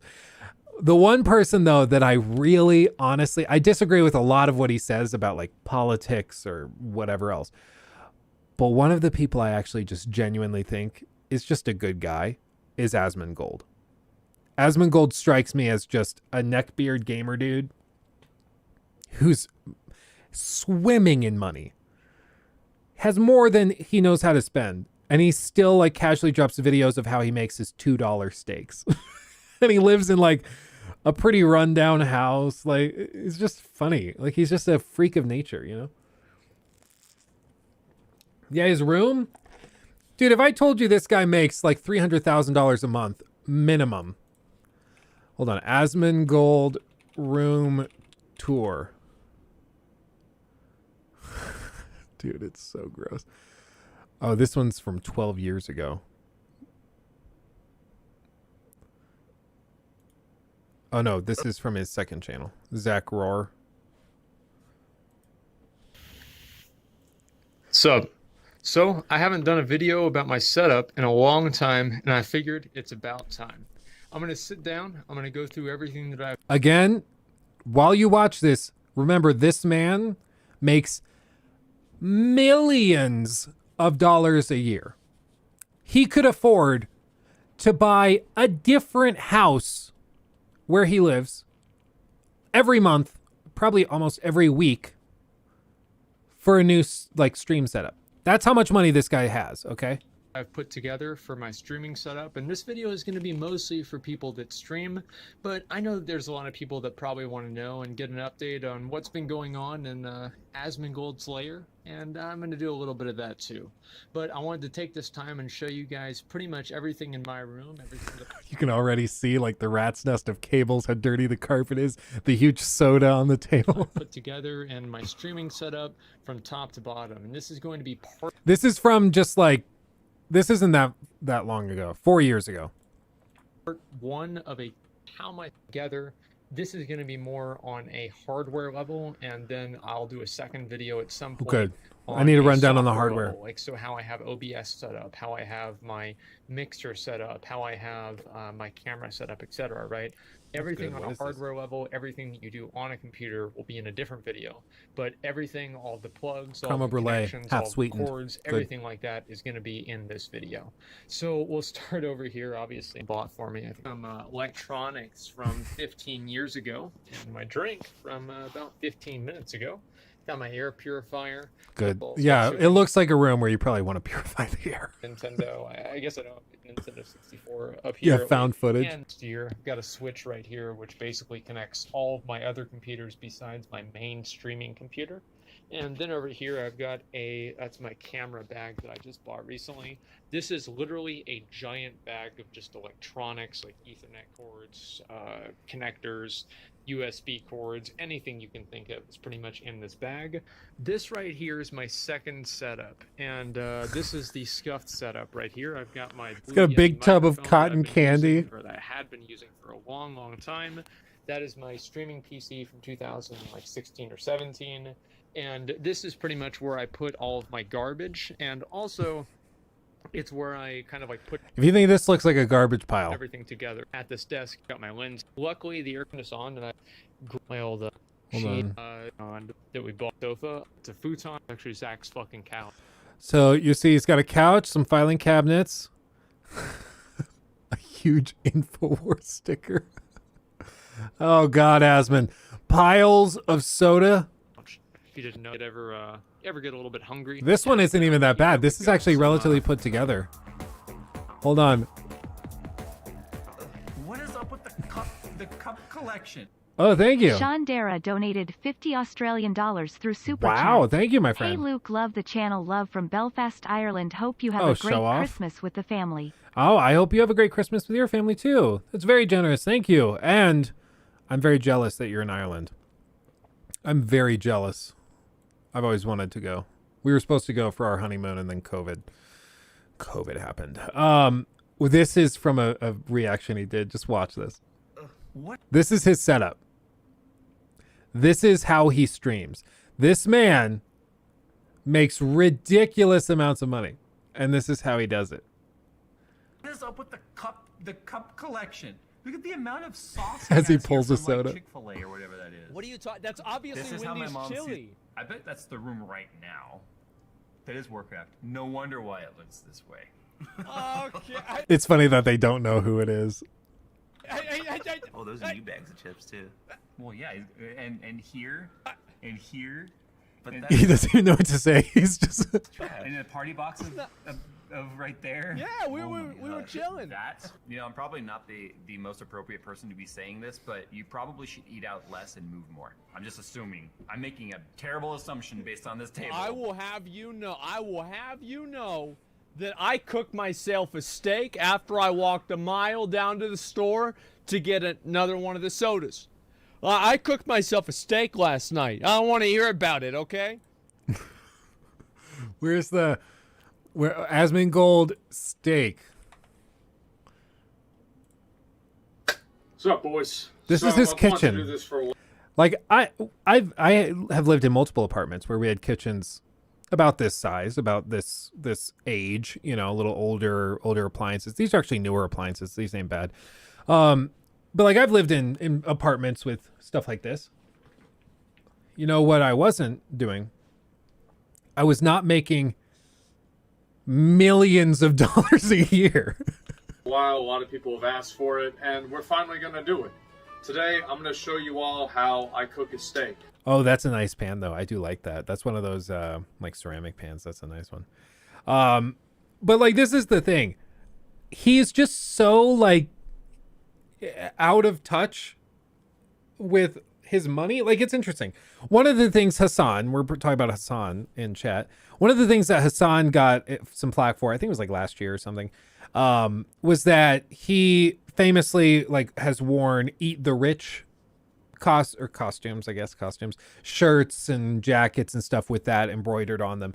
His big tagline, Eat the Rich, because he thinks that rich people are usually they gain their money through immoral means. A lot of the time they have put people down in order to end up above them, things like that. And then it came out that he bought like a $3 million house in Los Angeles. I believe it was for cash. And he is freaking loaded. The dude is rich. And when he was confronted by this, he said, well, no, I mean, like when I say eat the rich, I mean like the really rich people, the billionaires. It's like, oh, well, that's convenient. Because up until just recently, you said eat the rich, including millionaires. Now that you're a millionaire, you're saying eat the more millionaire, the richer, eat the richer, So it's just kind of, interesting how he flipped so quickly. But like he grew out of touch with the public because he got so rich. Asmongold, he's just totally out of touch with how much money he actually has.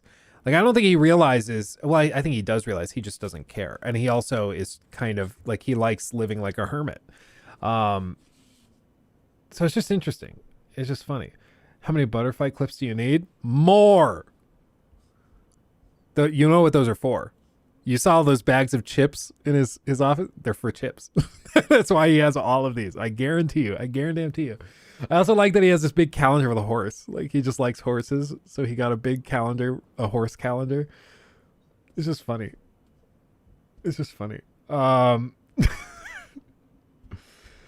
Rob from the rich and give to the slightly less rich. Yes. He also comes from a wealthy family. He's also Cenk Uyghur's nephew. That's a lot of it. He gets very upset if you call him Cenk's nephew, by the way. Just a little tidbit for you. I know how to cook one meal, a steak. And today, you're going to learn how to do the same thing. Now, he's also probably been wearing this kind of looks like a women's t-shirt, does it not? I would say that steak is the... Maybe it's just rolled a little weirdly, but like this guy has probably been wearing this shirt for like a week straight. The most important meal of the day. Okay, look at the steak. Right here. You guys can see I've got them in a bag. And calling these steaks is like, it's like calling a Ford Pinto a Rolls Royce. It's just not true. You know, like what he's looking at here is a flap. It's like a beef flap. He says what it is. Hold on. This whole bag, it had 4 steaks in it, and it was, how much money was it? This thing's all fucked up. What does it say? Oh my god, what a piece of shit. Okay, I'm gonna have to open this, which is alright because, you know, we're gonna have to need to do that for the steaks. So I'll show you guys how much my steaks are, and this is a meal I usually make for myself multiple times Just a drops week. the bag on the floor. $7. So it was $7 for 4 steaks here. Wow. And I get these, as I said, all the time. Oh, there's a table. delicious. I have no complaints. I have no problems. I like to keep things simple. I like to keep things cheap. So next I want him thing to is say you're what it gonna is. Need well, you're going to need a pan. The thing, again, I'm a man. I don't do that. But I do take food. You know, you go on Instagram and it's like some girl.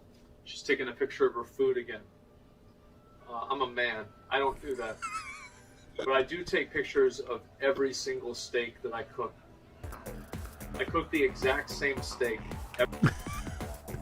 Thank you, Sean. Thank you. Very generous. Thank you. Sean Dara donated 50 Australian Goodness dollars through Super gracious. Chat. Thank you. I'm having problems becoming a member via Google Play subscription. Oh, really? Oh, that's weird. That's what YouTube's got to figure this stuff out. It's so inconsistent. Sean, if you want, just message, maybe message Rocky or Imperium on Discord and just let them know, hey, it's Sean from Stream. I was having trouble becoming a member. Message them that, and then when we post the Ragnarok critique up for members, we'll send you a link too, since you donated so much. Yeah, just send Rocky a DM on Discord, and we'll make sure you get a link to the critique when it goes up early, since you're having trouble becoming a member. But very generous. Thank you so much. What? Every single time. And I take a picture of it at the end. That way I remember how good it was. So let's begin. That way I remember how good it was. It's not a big one. This is a nice little small. Dude, that steak. Oh yeah. So This is a flap. This is often used, like you might marinate this in like a chimichurri, something or other, or like barbecue. And then this thing gets cut up and put into like a taco. This is not a steak. You see how little fat is inside the actual meat? This thing is going to be tough. It's going to be like eating a piece of rubber. Like, so you put the potato right here also. Look on at the that. plate. And do I have a knife? Oh yeah, I need to get another knife. I'm running out of battery on my phone because I didn't charge my phone, and my phone's also running out of memory. So this video is going to have to be over kind of soon. Because I also he has to be trolling. You would think he's not. People, like, he'll stream for 12 hours a day. Like 7 days in a row. He'll stream just all day, all night. And he's been doing this for like 15 years. And he will do this. And like people see him eating this stuff. This is not like a controversial thing. This is just what he does. This is just who he is. I know it's hard to believe, but like he's a real human being. And this is what he's like. And then like you compare this to like, you know, how some of these other big streamers act and how they handle their money. And it just, you know, it kind of changes things up. Yeah, this was the story I was talking about. And then like 2.74 million in West Hollywood. Hassan comes in and buys a big mansion in Hollywood. Meanwhile, like preaching eat the rich and stuff. It's a very nice mansion. I'm not down it. I would love to live here. I would love to live here. I'm not even like he'll say, "Oh, you're just jealous." Yes, I am. I am jealous of this. This would be great. I would love to live here. But here's the thing. Like if you're going to buy a $3 million house, you shouldn't be surprised when people call you a hypocrite for telling people to eat the rich. You know, like at least be consistent. Asmongold, like as you guys saw, he has a big InfoWars sticker in his house. Like I said, I disagree with a lot of the stuff that he would say politically and in terms of science, shall we say. But like, at least he's consistent, you know. At least he's gonna say like, no, I think being rich is amazing. I think everybody should want to be rich. And then he becomes rich, you know. It's just that's how it goes. Miss the Island Boys. Cause I'm an island boy. And I've been trying to make. Oh, I'm an island boy. We need more Island Boys. We really do. Yes, I have that on the soundboard. No, I'm not going to apologize. Because when this plays... Cause I'm an island boy. You know what? I'm vibing.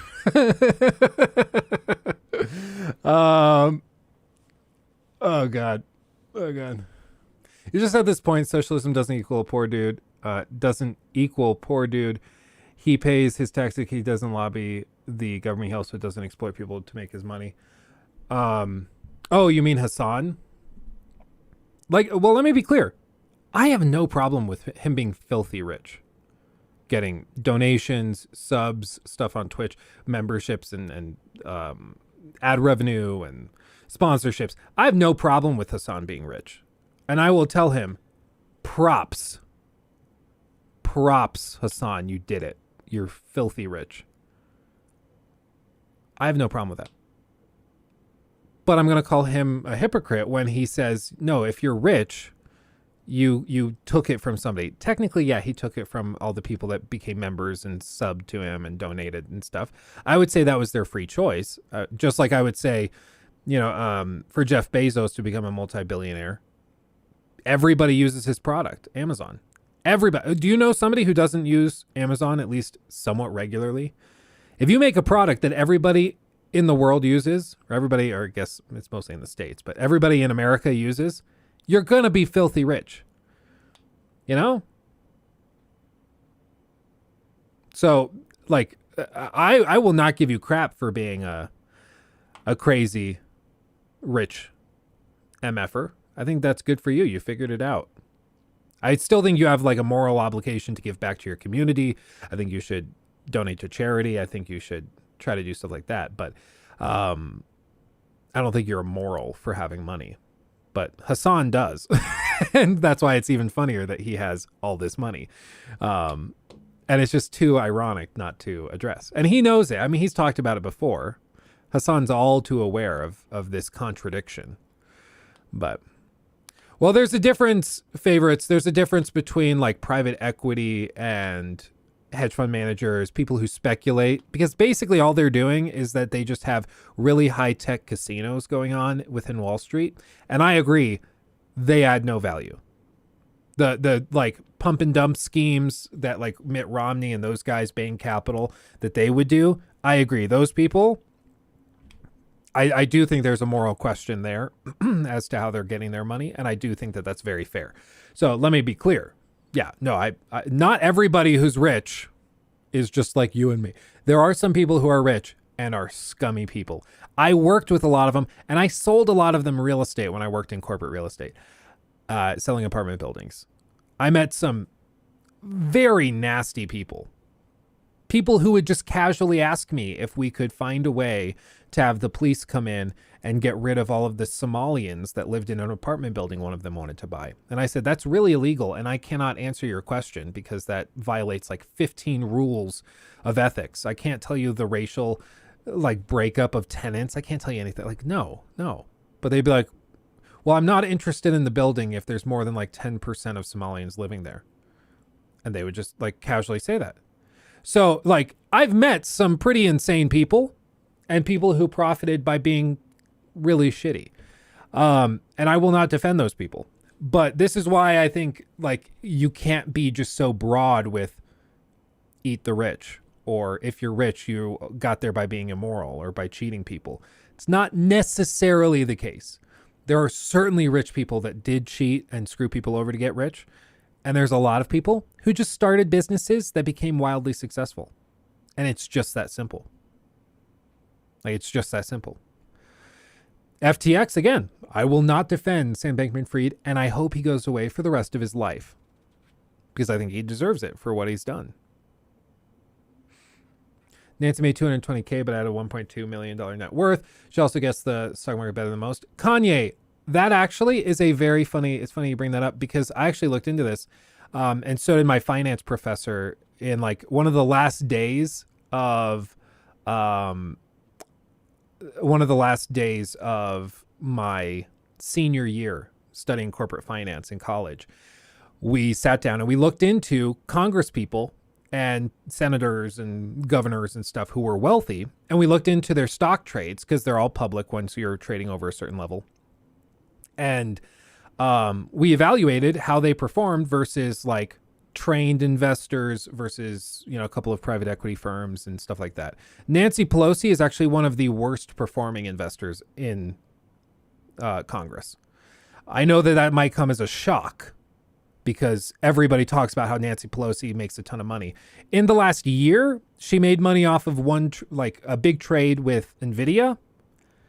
But guess what? So to have like thousands of other people, because that was clearly signaled that that money was going to pop up there. So she's not actually one of the best traders. A few of the best traders are actually a couple of guys out of, there are a couple of senators nobody's ever heard of from, I think, South Carolina and Tennessee. And they've made ridiculous amounts of money. And they're on like all sorts of panels where they have says in like energy contracting and stuff. And that stuff I think that they should probably go to prison for because it really seems like insider trading. But, you know, that's just me. But yeah, Nancy Pelosi is not actually a gifted trader. Kanye took another L. But yeah, Nancy Pelosi is actually one of the worst traders in Congress.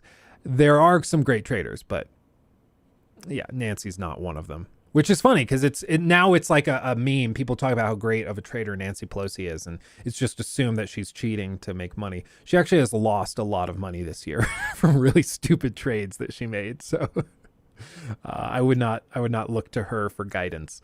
Really, at the end of the day, what a lot of people think of with the stock market is, yeah, the husband of Pelosi, whatever his name is, Mr. Pelosi. He actually is a pretty solid trader, and he knows what he's doing. If you look up his trades, he does decently well. Still not as good as some of these big hedge funds who make amazing bets and just figure it out. But he's definitely somebody you should look at a little more closely than Nancy, because Nancy's not that. I mean, look at her. Do you think Nancy Pelosi is like all there? I don't think so.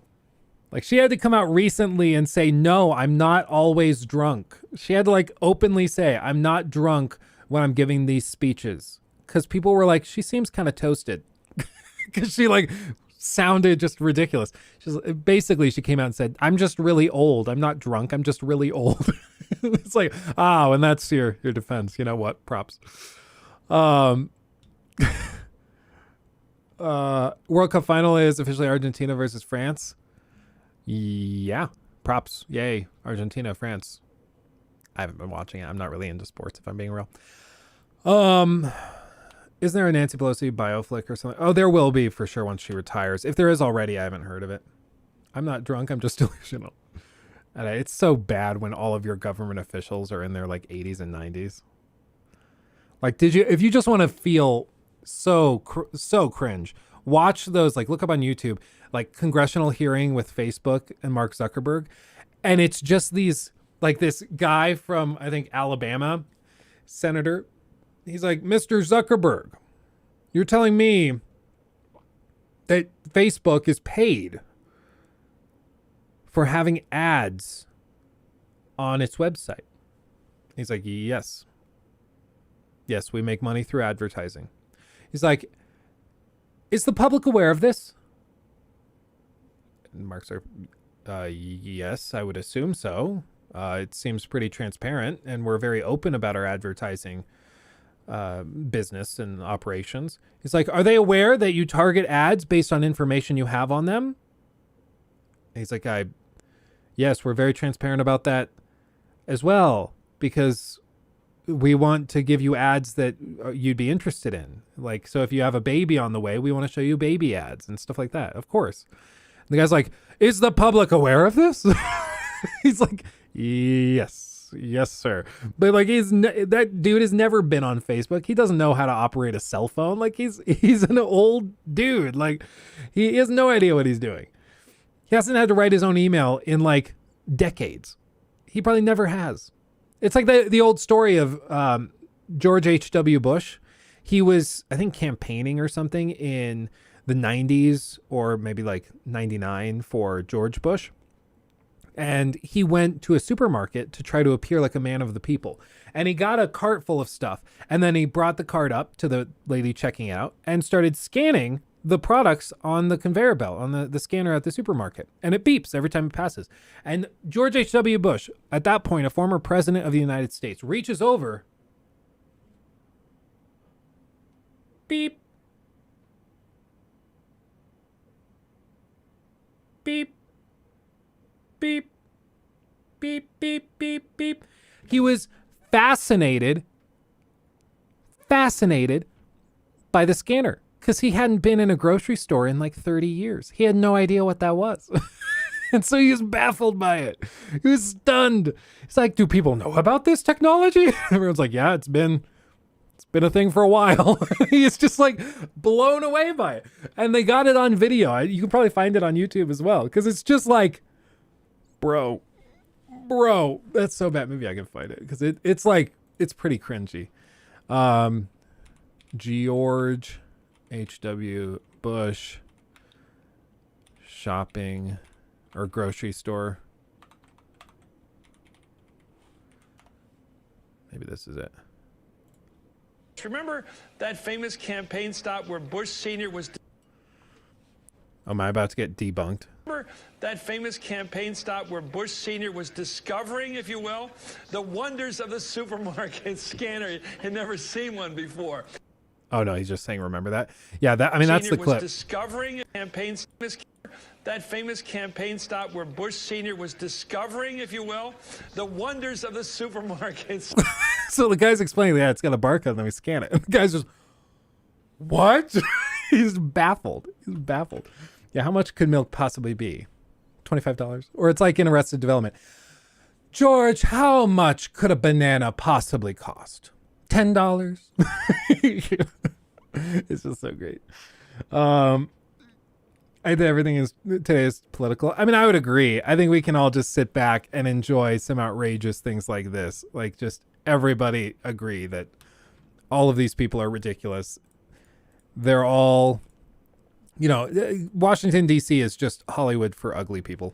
That's all it is. Don't get it twisted. Just finished God of War. I really don't know how to feel about the ending. I felt like the last hour was really unsatisfying. That's interesting, Marcus, because I felt like they tied everything up nicely. I felt like they kind of rushed the last little tidbit. I do think that there are answers that we still need. There are some things answered in side content and extra content at the end of it, but it just kind of depends. But yeah, save it for the video. Yes. I will mention some of this stuff in the video. My general opinion is pretty positive. I think that they did a pretty good job. And honestly, I'm open to suggestions of how they could tweak the endings and the story a little bit for pacing purposes. But honestly, I thought that they did a really, really good job. It's clear that some portions were cut. Some sections were cut. I also think like the crater, if you don't know the crater, it's something you get access to in end game content in Vanaheim.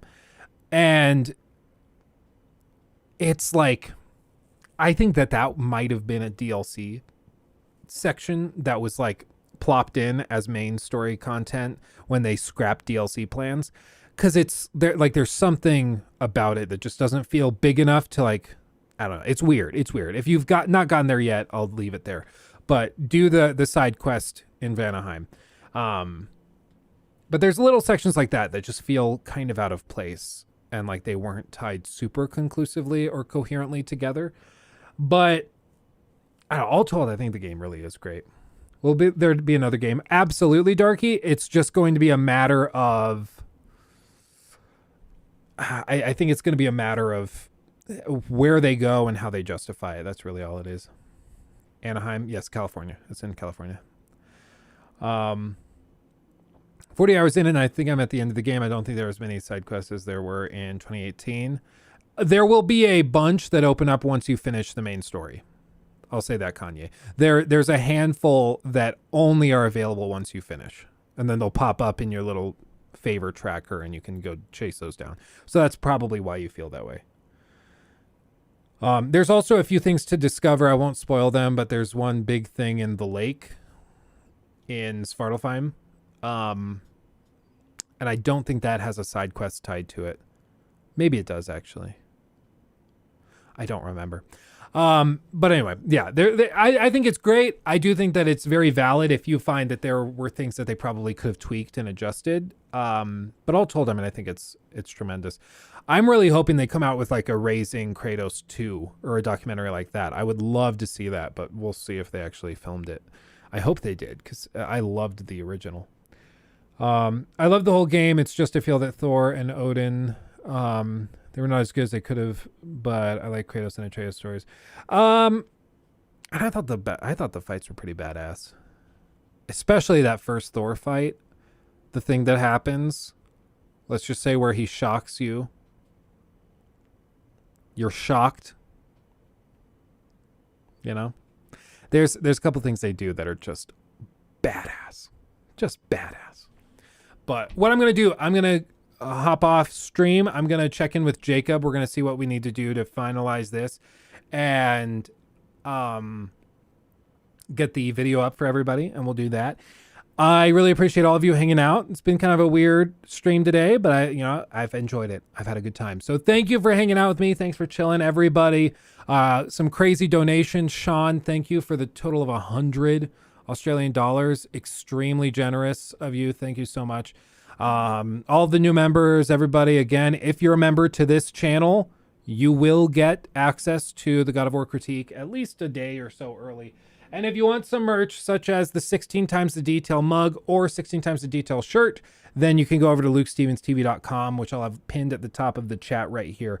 And you can go and pick one of those up. Ships worldwide.